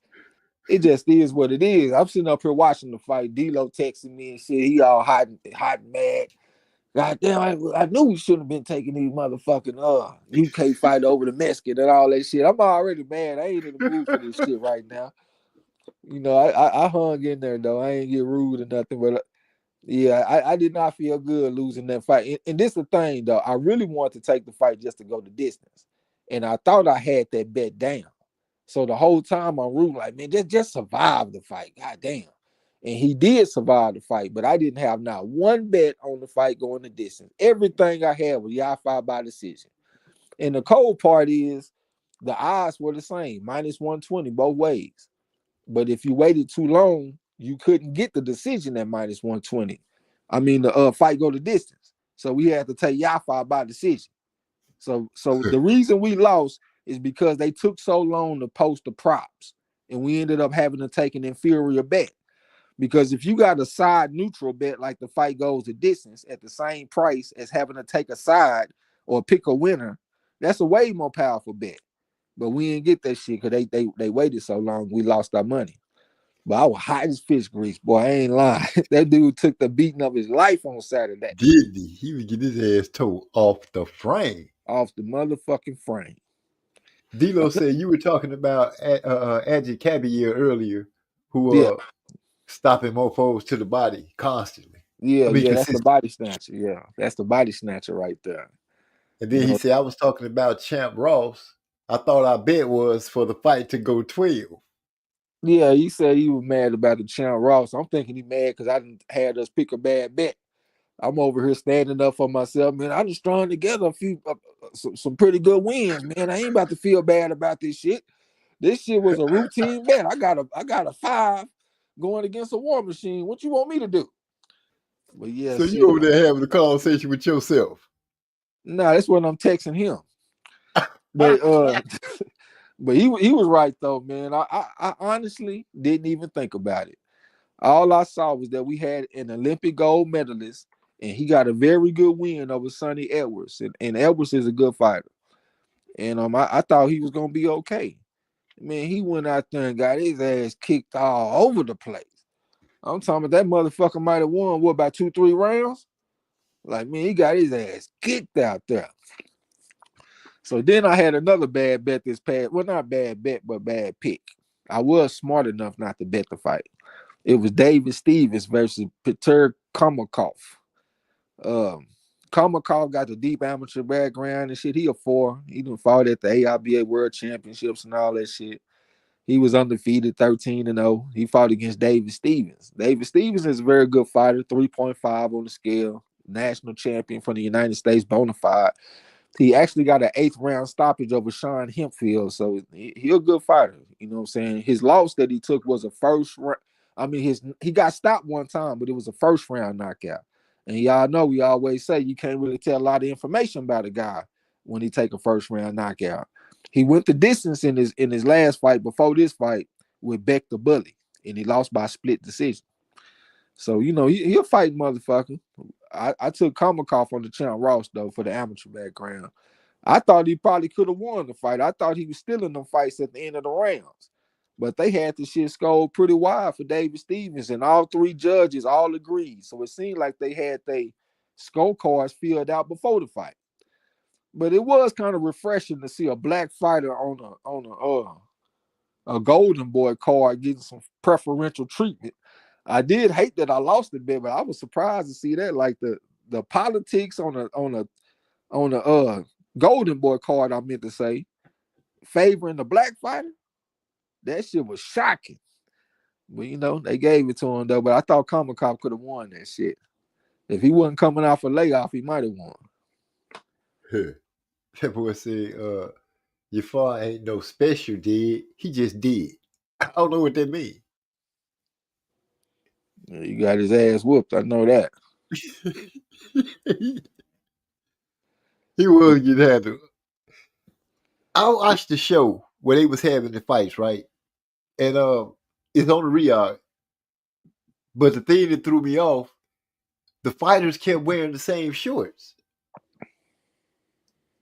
So I'm watching the fight, and the dude with the way he got knocked out, I could swear he was knocked out in the second round, right?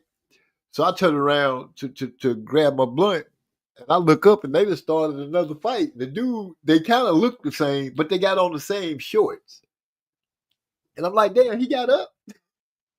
So that dude get knocked out. Then I realized the Riyadh, they had these boys, like one group had on, they just wearing green with this like Roman leaf on the side, and the other group was wearing white shorts. I don't know what boxing I was watching, but it was some good fights on there. There was some nice knockouts. Yeah. I don't even know what card you talking about. Dang. That's why I can't even think of the cat's name. Brother, he was talking, they in the warm-up, they was talking, he was talking. And the guy who was fighting looked like he kind of looked like an Arab. They heavyweights. Old boy was putting hands on the brother. You talking about that Kaniba? Yeah, him. Yeah. He got the stoppage in the 8th round because the doctor stopped the fight because of a cut or some shit, I think. That's the fight you talking about? Did he stop the fight? I thought he stopped him. Maybe you talking about a different fight, but that Kaniba fight, that shit got stopped on cuts in the 8th round. At the end, he was holding his hands out like y'all seen it. Y'all seen what happened. Yeah, I don't even remember all that. I was pissed, that man. Might be I was pissed about that Umar Zombakov fight when he fought Romer, Alexis, and Gulo. And Gulo a tough motherfucker. I'm talking about they take people like David Benavidez to stop him, and he's still getting stopped on his feet. They ain't knocking him down and all that type of shit. That motherfucker is tough, man. And he went the distance. We didn't get a chance to bet that shit. I was staying up all night looking for them to drop the props on the fight and shit. Man, I was upset about that one. That was money in the bank, shorty, what you drank. I'm talking about easy money. And drop them props. Hey, salute to Conor Walker, man. That motherfucker is having a hell of a run right now. He putting hands on motherfuckers. No amateur background, nothing. Just out whooping motherfucker, being a natural. He done learned on the job, and he putting some good work in right now, man. So salute to Conor Walker. He doing his thing. Conor Walker? Yeah. He ain't got a lot of power, man. He just stopped the motherfucker this past weekend, too. He ain't even known as a puncher. But he putting in work, man. He on a nice little run right now. on some domestic type shit. You know, he over there in the UK, but he going for a good little run. Another good win though was that Peter McGrail. He fought that Yanut Baluta. That's one of the toughest guys in all of boxing. I'm talking about a bona fide Iron Man. Tough. And he went out there and pretty much got shut out by Peter McGrail. Peter McGrail got stopped once, like about 5-6 fights ago. He fought this American. He was winning the fight, then he got caught. I can't think of the American's name. But he got a deep amateur background and shit. They put him off in there with a bona fide Iron Man. I wanted to kind of drop something on Baluta, but I normally don't make them type of bets. I only bet on deep amateur background, so I just stayed out the way. I didn't like the odds for the decision by McGrail, so I just stayed out the way. But McGrail went out there and boxed a very good fight against Baluta. It's hard to look good against Baluta. I done seen him in there with Dennis the Menace McCann and a few of them, and he give him that smoke. But he was clearly outclassed against Peter McGrail. So that's a good job by McGrail, for sure. I rode with McGrail myself in that Champ Ross. Yeah, he got the deep amateur. Right. That boy Gil Cole say Wilder fighting Friday. How you feel about that, bro? Oh, you let me know because you was like, this would be your chance to see your last highlight. And I strictly said when D-Lo put out that $25 price tag, no sir. He's probably gonna get a devastating knockout against this guy. This dude, he's already been stopped in the first round like 3 times or some shit, maybe twice. And he got some other stoppages where he got stopped like in round 3. I think he got a round 2 stoppage, like stoppage loss. He probably gonna get put on his pockets real early. Yasser hit me up earlier telling me, hey man, what you think about putting a free bet on Wilder KO1? I wasn't even thinking about that shit. But I was like, man, you know what? I think it's worth a shot. So if y'all want to ride with me and Yasser, drop a bet on Wilder KO1. We're gonna take a shot at this shit. But I think it's a very good chance it could hit. You know what I'm saying? Wilder, I saw him training. He looked like he in some good shape. He looked like he motivated. His opponent is brought in to make Wilder look good. That's his job. His job is to get knocked out. Because you know they want to build up some excitement for Wilder. So it's a chance he's gonna go in there and knock this motherfucker out early, man. I ain't saying I'm gonna pay for it. I'll probably get a link or something, holler at Yasser, Hyphy, or somebody. But yeah, KO1 or KO2 at the latest. Well, I use my $25 to put a bet down. How about that? He said till he retires and betting on Wilder getting the stoppage. Okay. Wilder said he got a wellness check and got his mental health on track. Well, see that this guy's specially tailored to make him look good. I hope he read the script and don't show up trying to make a name for himself against Wilder and end up having a what's his name, Buster Douglas moment.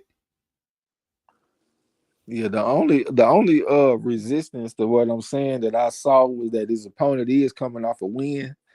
I want to say he got a win, like a split decision over a guy that was like 15-1 or something like that. So he might come in feeling good about himself to where he can make it out the first round. But I don't see it going past 2. If he go past 3, I'm gonna be shocked. But KO1 is what I'm expecting, man. A highlight reel knockout, and get people excited again. Okay. El Dub said he wasn't sure, but Malik may not be the head trainer for this one. So that's probably a plus. Yeah, when I saw the training, I saw him hitting mitts, and I did not see him hitting mitts with Malik Scott. And he definitely looked like he was kind of sharp, man. He looked like he was motivated, like he was locked in, dedicated. I'm expecting some good things from him in this fight. Okay. Okay. That's all I can say. I ain't spending $50. I know that. So. Nah, they just want the 25 lighters on my dresser. Yes, sir. Yes, sir. I don't want But that. if you can bring me back some money, I'm gonna go ahead and spend it that way, and I'll look for a link off the grill like you. Yeah. All you gotta do is go on Discord, man. One of them niggas will give you a link. You know what I'm They saying? fight Friday. Shoot, man, every day I'm just going in this place. People trying not to come to work, but yeah, I know how to call other spots now and borrow some people. Yeah, so like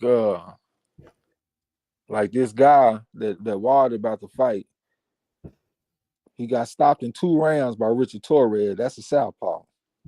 Let me see what he is. They don't say if he's southpaw or orthodox. I should go check for that. But he got stopped by a southpaw in 2 rounds. If he's an orthodox, that's more evidence that Wilder can stop him in 1. He got stopped by a dude that was 2-4-2, Corey Barlow. He got stopped by him in 1 round. He also got stopped by F.L. Jobber in Jobber's debut. He done got stopped in 3 rounds. Yeah, I mean, it's gonna be an early knockout.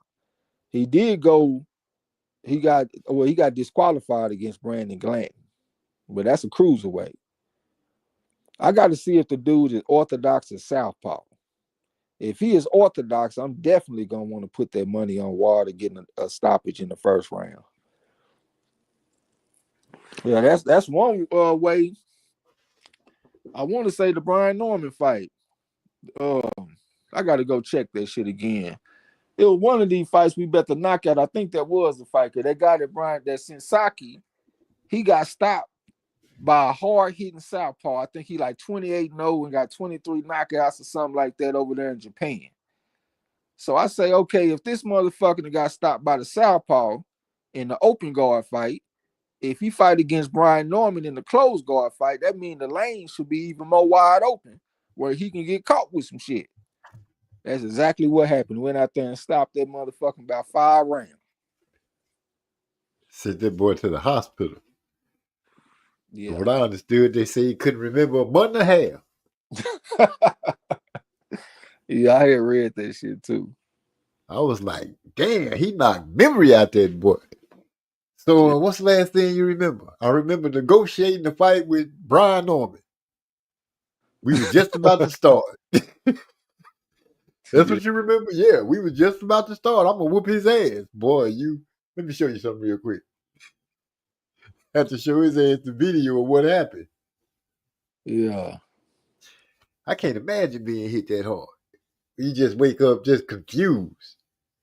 A month and a half? Yeah, that's crazy. Yeah, we won a nice little bet in the Vito Mia-Nikki fight. We bet that fight went the distance. The guy that he fought against, it didn't look like he really had a lot, but he was a cool customer. Like you could just tell he'd been around. He made his mind up pretty early that he probably wasn't gonna win, but he wanted to go the distance. He did just good enough to keep Mia-Nikki off of him, come back with some shots when Mia-Nikki did jump on him, so the referee don't want to jump in and stop the fight. And he ended up going the distance. He had a pretty deep amateur background. I said that I'm just gonna make those routine picks. Like if they're gonna give us some good odds on a man with a deep amateur background to go the distance, we gonna jump on this shit. And that was an example of that. It ain't no looking at film or nothing. I ain't give a fuck, nigga. I saw his amateur background. We betting on the shit to go the distance. And that's what he did, man. But I like the way they put Mia-Nikki in there with some guys that's kind of slick a little bit from time to time. Like his last fight, that Connor Cole or some shit like that. I think he was from Ireland or Scotland or something like that. He was a 4 on the scale. They ruled it a draw, but I thought Mia-Nikki won the fight. But he was a guy that was pretty tough, and he was coming back with something, and he had a couple of tricks up his sleeve. I think they need to get Mia-Nikki to have that rematch with that guy that come from Philadelphia. I can't think of his name, but he come from a fighting family. He was the first person to beat Vito Mia-Nikki Jr. They need to have that rematch. You know what I'm saying? But outside of that, I like the way they've been matching Mia-Nikki, man. I think they matching them with some guys where he can learn some things and become a better fighter. So salute to him for that. That might have been his first time headlining his own card too, at home in New Jersey. Yeah, I rode with him for the on Champ Ross. Yeah. We He had a pretty Brandon good. Lee sighting this past week. That motherfucker D-Lo always say, man, where the fuck is Brandon Lee? See, he knocking motherfuckers out, then he went the distance. You don't even see him no more. We just had a Brandon Lee sighting this past weekend. 2 on the pedigree scale, even though he was 181 and 9 as an amateur and shit, but he's just a 2 on the scale. But he came back with something this past weekend. Hell, I can't even remember the if it was stoppage or not decision. But we had a Brandon Lee sighting though. Okay. Man, this boy say that was a beautiful left hook from Norman. That's Gil Coles. Then D-Lo say that man woke up like Frosty the Snowman talking about happy birthday. When he put that hat on. Oh, Yeah. man. Mr. MG, sir, as a longtime Wilder fan, I am going to have to insist that you stop using King Wilder's image and likeness for these live streams if you can't support our event. What? Yeah. I am supporting by putting the bet down. You can't support no harder than that, I don't think. You putting the bet down, that's support. That's showing that you all in. I'm putting the bet down. Yeah. You feel me? Yeah. Shoot. Men don't put no bet down on somebody if they ain't rooting for them. Unless they rooting against them, and I ain't, I'm trying to win. Yeah. He said, He yeah, didn't say Lee you wasn't bounce gonna back. watch. He didn't say No, you I wasn't didn't gonna say watch. that. Yeah. I didn't say that. I just said I wasn't gonna pay $25 to him because he already rich. I think that's a good trade. Shit, a lot of them are already rich though, but we're gonna pirate that shit though. Yeah, we got several sources, you know what I'm saying? Yeah. Yeah, everything's all right, don't even worry about it. We're gonna pirate that shit. One question: did Lee win? Hell, I thought he did. What did he lose? Because I'm seeing what D-Lo said, yeah, Lee bounced back and went the distance right on schedule. Okay, he went the distance. Okay. I did watch part of the fight, man. I don't remember what the hell I had going on, but I didn't watch the whole fight though. Yeah, that He was said, pretty. Go ahead. no, I'm looking at him. D-Lo saying bet on BOK Prime and drop that half a calf. I think I said that right on your event. Calf, huh? That's 25. 100 and a half, a cow and a calf is 150. So the cow is 100 and the calf is 50. He said bet half a calf. That's 25. You gonna put that pressure on you, nigga, make you put your money where your mouth is. Bet on Black Prime. Yeah, that's what they fighting on. Oh, okay. Yeah. All right, let me see what we got coming up this week. Wait a minute. So you telling me don't bet on Bet Us or Bravado to bet on Black? I don't know who that is. No, he just fucking with you. He telling you to buy it. Oh, okay. Because I'm confused. I'm like, I'm going to place a bet over here. I don't know these people. Yeah. So we got some pretty decent fights coming up this weekend and shit. We talked about a couple of them. We talked about Wilder. It's a lot of fighters that I don't know a whole lot about, to be honest with you. Like this Dion Nicholson and Devontae Williams. The names look kind of familiar to me, but I can't. It ain't clicking off the top of my head. I do know that the Stephen Butler versus Jose De Jesus Macias, that's a rematch right there. Butler got knocked out in 5 rounds the first time. So he gonna try to come back with something in this one. I already said we're probably gonna have to lose the Makhmudov versus Ricardo Brown fight. We're gonna have to sprinkle something on Ricardo Brown and just hope for the best. You know what I'm saying? Hold up. We let me go let the dog out real quick, but it's a fight I got to bring up. That I'm like, I know we ain't gonna let that one get away and not speak on it. Give me 1 second. All right. Right back. Him outside. Yeah, I hate when we have these weeks where we have matchups and I only recognize one of the names. Like we got this Joseph Ward versus LaRon Richards. LaRon Richards is that real slick boxing motherfucker. If I'm not mistaken, he got stopped by Lennox Clark, or he got beat by Lennox Clark or something like that back in the day. Lennox Clark is the one that got stopped in 2 rounds by Mark Chamberlain. Not Mark Chamberlain, that's the 140 pounder. Oh man, what's the name of this dude? Kristen and Billy beat the brakes off of him. He a white dude from the UK, real strong. He fight at middleweight. I can't think of his name. But LaRon Richards, he a real slick guy. I'm looking forward to this Bradley Ray versus Shaquan Pitters fight. You know, Shaquan Pitters got that height and reach and range and all that type of shit. Bradley Ray, pretty tough guy. He lost the bet for us like about 2 years ago or something like that. I ain't gonna hold it against him too much though. He got beat by one of them slick southpaws from the UK. He ain't got a lot of power, but he real slick. Bradley Ray, he ain't got a lot of knockouts. He only got 10 knockouts, but if you look at him punches look harder than what his record indicates. You know what I'm saying? But that's gonna be a good fight though, man. They fighting for this European light heavyweight title, the vacant. That's gonna be a good fight. What fight you talking about, OG? I thought the motherfucker came back to the microphone. So we got John Pascal getting back in the ring against Michael C. Slack or something like that. That look kind of familiar to me, like he might be a Polish fighter or something. I can't think of no facts off the top of my head though. We got Marcus Brown getting back in the ring. So we're gonna see what he gonna do. He fighting at cruiserweight now. This Patrice Volney, he gonna be fighting. He got a win over Stephen Butler in his last fight, if I'm not mistaken. I don't know shit about his opponent though. He look like a goddamn African or something. We got Zerto Ramirez. He's gonna be fighting against the hard punching Uniel Dorticos. That's gonna be a good fight, maybe. If Dorticos still got some shit left. Floyd Schofield versus Tevin Farmer. That's one I'm looking forward to, man. I've been underestimating this motherfucker Farmer forever. I keep on picking him to get stopped. He fight against Muratalla. I say Muratalla probably gonna stop him. Shit, he go out there and arguably beat the motherfucker.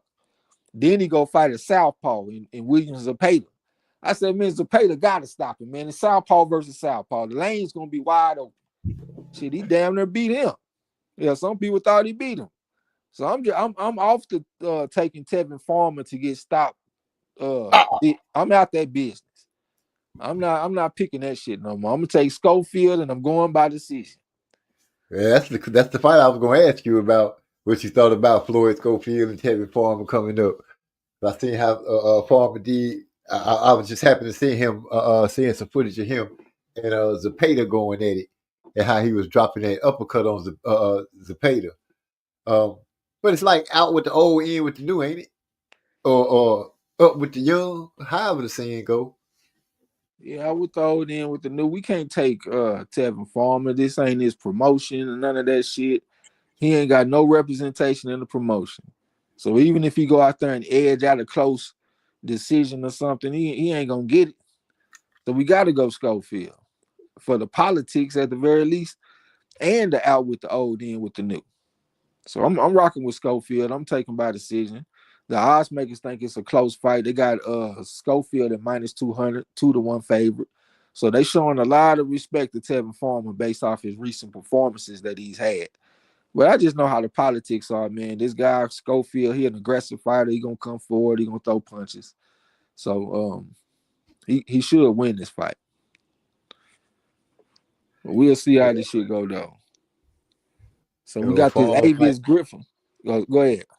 Oh no, I was going to say old Farmer might give him that sideways look and get a straight bead on him and catch him with something. But I was going to go with, I want to pick Schofield. I got to finish looking at my picks. Yeah, I think you got to pick Schofield. We got this Avius Griffin. I done seen him on the Channel Ross. My mind drawing a blank on him though. Definitely a young prospect. We got this Raul Curiel versus this Victor Rodriguez. I don't know shit about Victor Rodriguez. But Curiel, he a 4 on the scale. Excuse me. We had bet on him when he fought the Southpaw from Golden Boy. They fought it. They ruled it a draw. but Courier really got boxed up out there. What's the name of the southpaw, y'all, that come from Golden Boy, man? He went out there and he put hands on Blair the Flair and stopped him in 9 rounds. He also fought against that Santillan, and Santillan beat the brakes off of him and stopped him in 6 rounds. That was southpaw and southpaw violence. This same guy, I want to say, Rocha. What the fuck is his first name? I can't think of his first name, but Rocha is who I'm thinking about, though. He went out there and boxed the shit out of Raul Courier, man. They know that shit wasn't no draw. But that's some politics we be talking about, though. You know what I'm saying? It was on Golden Boy, so they not Golden Boy. Yeah, I'm going against the grain. It wasn't no politics. The politics should have been in favor of Rocha, but they ruled that shit a draw. And I did not see a draw. What's his name? Delos Alexis Rocha. Yeah, that's what I'm talking about. Yeah. He should have won that fight. So then we got John Scrappy Ramirez coming back with something. He fighting this Alito Henderson. I don't know shit about him, but Scrappy Ramirez, he a pretty solid fighter. You know, we won some money when we took Medellita over him, and Medellita went out there and whooped his ass. I was real happy about that. But they put him off in there with Ephraim Bowie. He a 3.5 on the scale, a young guy, national champion. And Scrappy Ramirez put that experience on that motherfucker. He was just too much for him. Went out there and beat him. Bowie showed something, though, because he was stepping in with the jab, and then he was hooking off the jab and shit early on in the fight. It was pretty. But he just didn't have enough tricks to sustain it. And once he ran out of ideas, Scrappy Ramirez started, you know, putting hands on him a little bit. But he definitely is a very, experienced type guy, especially to only have 15 fights. Then they got Holly Holm. She coming back. That's what I'm like, when the last time she been in the ring? Yeah, I don't know. I can't call it, man. I don't even know. It's been a minute. I haven't heard her fighting or seen her fighting in I want to say at least 2 years. She might get her ass whooped, man. I got to go see what her opponent working with, this Yolanda Vega. I got to see what she got. She might put hands on Holly. This might be some out with the old and in with the new shit. We got to see what's up. Then there's Victor Morales against Rene Alvarado. That's another old school fighter. Alvarado, I remember when he had fought against Brandon Rios, man. Brandon Rios, in that third fight, that's the best Rios that I ever seen. I'm talking, he had the head movement working. He had them uppercuts working. He was going to the body. That is by far the best looking Brandon Rios I ever seen. Him versus Alvarado in the third fight.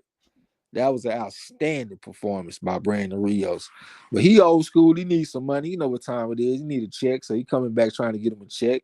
He going against Victor Morales. I don't know nothing about him. So I got to do my research. And then the last fight, we got the Vince Paras. We done picked him on the channel Ross a few times. I think he fought in he might have fought in the Asian Games or some shit like that. I can't remember. I got to go check, but he fighting on Sunday. So that's the lineup that we got this week. You know what I'm saying? They want to speak on a little bit. Yeah, I want to make sure we got that close toward the end of the show. Because, I got to get up in a couple of hours and go open up that place. He said, you thinking about Mike Alvarado?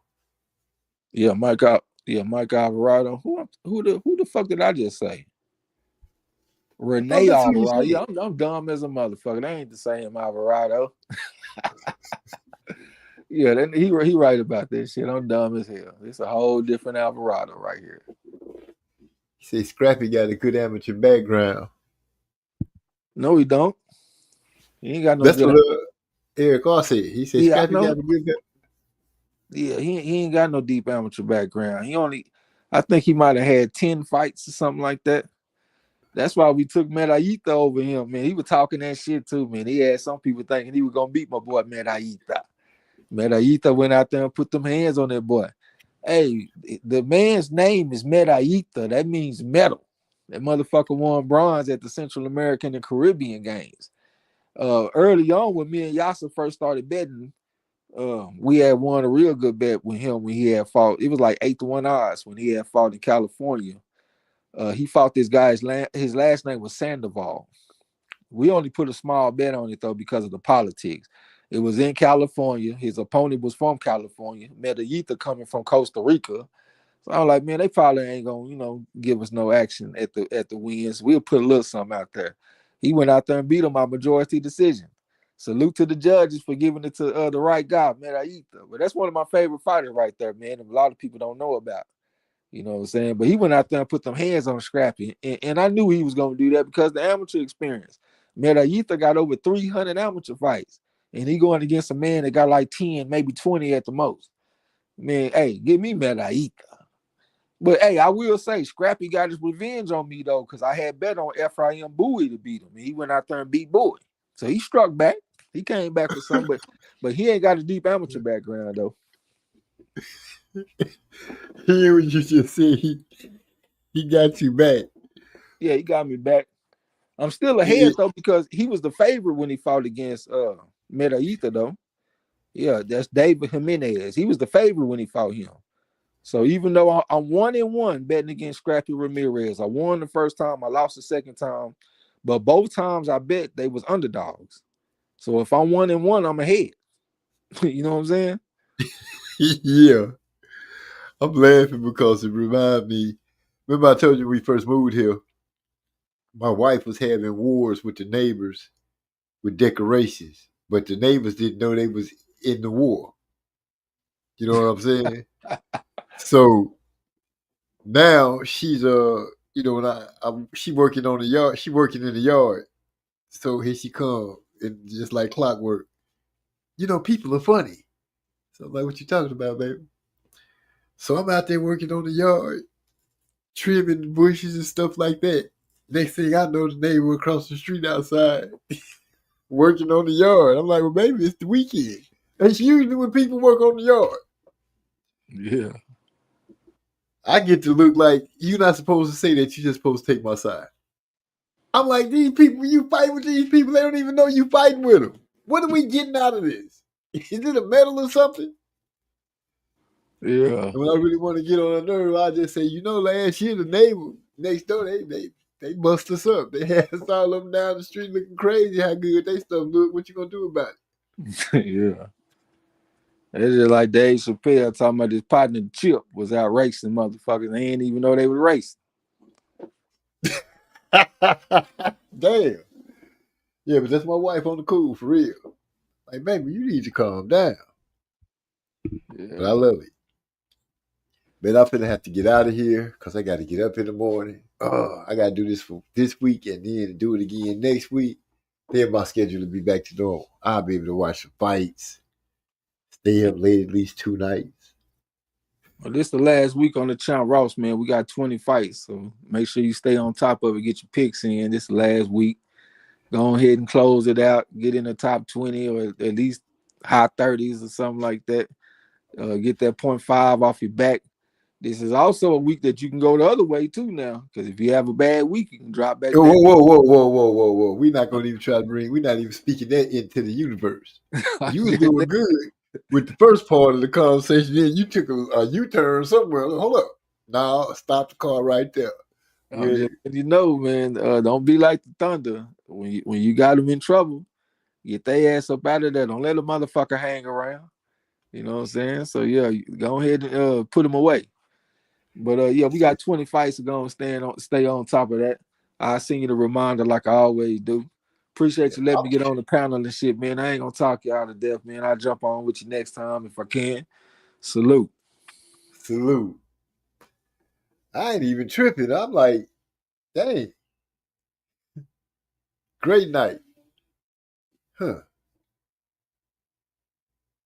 And D-Lo, I think you owe me $2. Because I did remember it was Schofield and Tevin Farmer. He just happened to be talking about it before I got back. And with that being said, I'm going to bounce up out of here. I'm going to holler at y'all. Take it easy. Peace. Should I play a song? Sure. Why not? Might as well do it. That's how you do. Last time you didn't play a song, they went off for you. I play my favorite song. Decay! This one for you.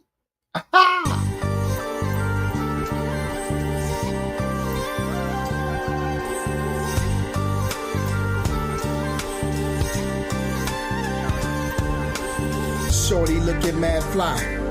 Had me captivated when she walked by. I'm serious, she had me feeling this tingle, son. Stimulated conversation after mingling. Honey was jingling and stretched jeans looking clean.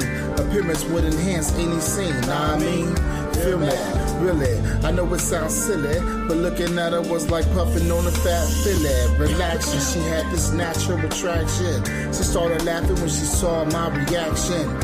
Oh my, passed the name and number to the cell. Asked for mine, I said it's Otis, last name is Bell. Also known as the O, the B, the 3, the A, the S, the T. It's me, oh beast, and you get high. Then I'm your guy. If I got the high, you got the control. You can make this track go. And if I got the high, you got control. You can make this track go. If I got the high, you got control. You can make this track go. If I got the high, you got control. You can make this track go. Say what you want, just be blunt, I can stand the pain. Take a ride on the great airlines, I promise you'll be glad you came. The fire in your eyes make wetness between your thighs. You say you never blow, I eliminate your disguise. Underneath your green exterior, I gaze. Exploration of your brain leaves me in a purple haze. I see consent as my morals continue living. I just like to engage in a little oral tradition. So pardon my unorthodox approach to blazing luscious. That's just the way I roll. Lick the split before I stuff it. You like it hot, I got enough smoke to choke the average throat. But tonight I'm trying to go a little deeper. Loving the feel of your lips, taking drags off this gas, just puff and never pass. I'm your high value reaper. I got the high, you got control. You can make this track go. If I got the high, you got control. You can make this track go. If I got the high, you got control. You can make this track go. If I got the high, you got control. We can make this track go. I'm chilling in my room on this night. I got something tied up in the shower. Am I right? A friend in the negligee smiling as she rolling up. Every once in a while looking up, saying, "Girl, hurry up." She placed her gaze back up on me and took a deep sigh and said, "I'm so hungry. You want a drink?" I said, "Yeah." And while she walking to the table, she asked him what I think. I like the way your lips poke out like she pouting. And that ass got my little man shouting. She kinda giggled, "Oh, you like what you see?" Before I can answer, I heard, "Hey, what about me?" I turn around, she got a pose with no clothes, with a leg up on the chair, with her hands exposed. She said, "Don't speak, just lay back on the bed." Said something about double D. Yeah, you heard what she said. If I got the high, you got control. You can make this track go.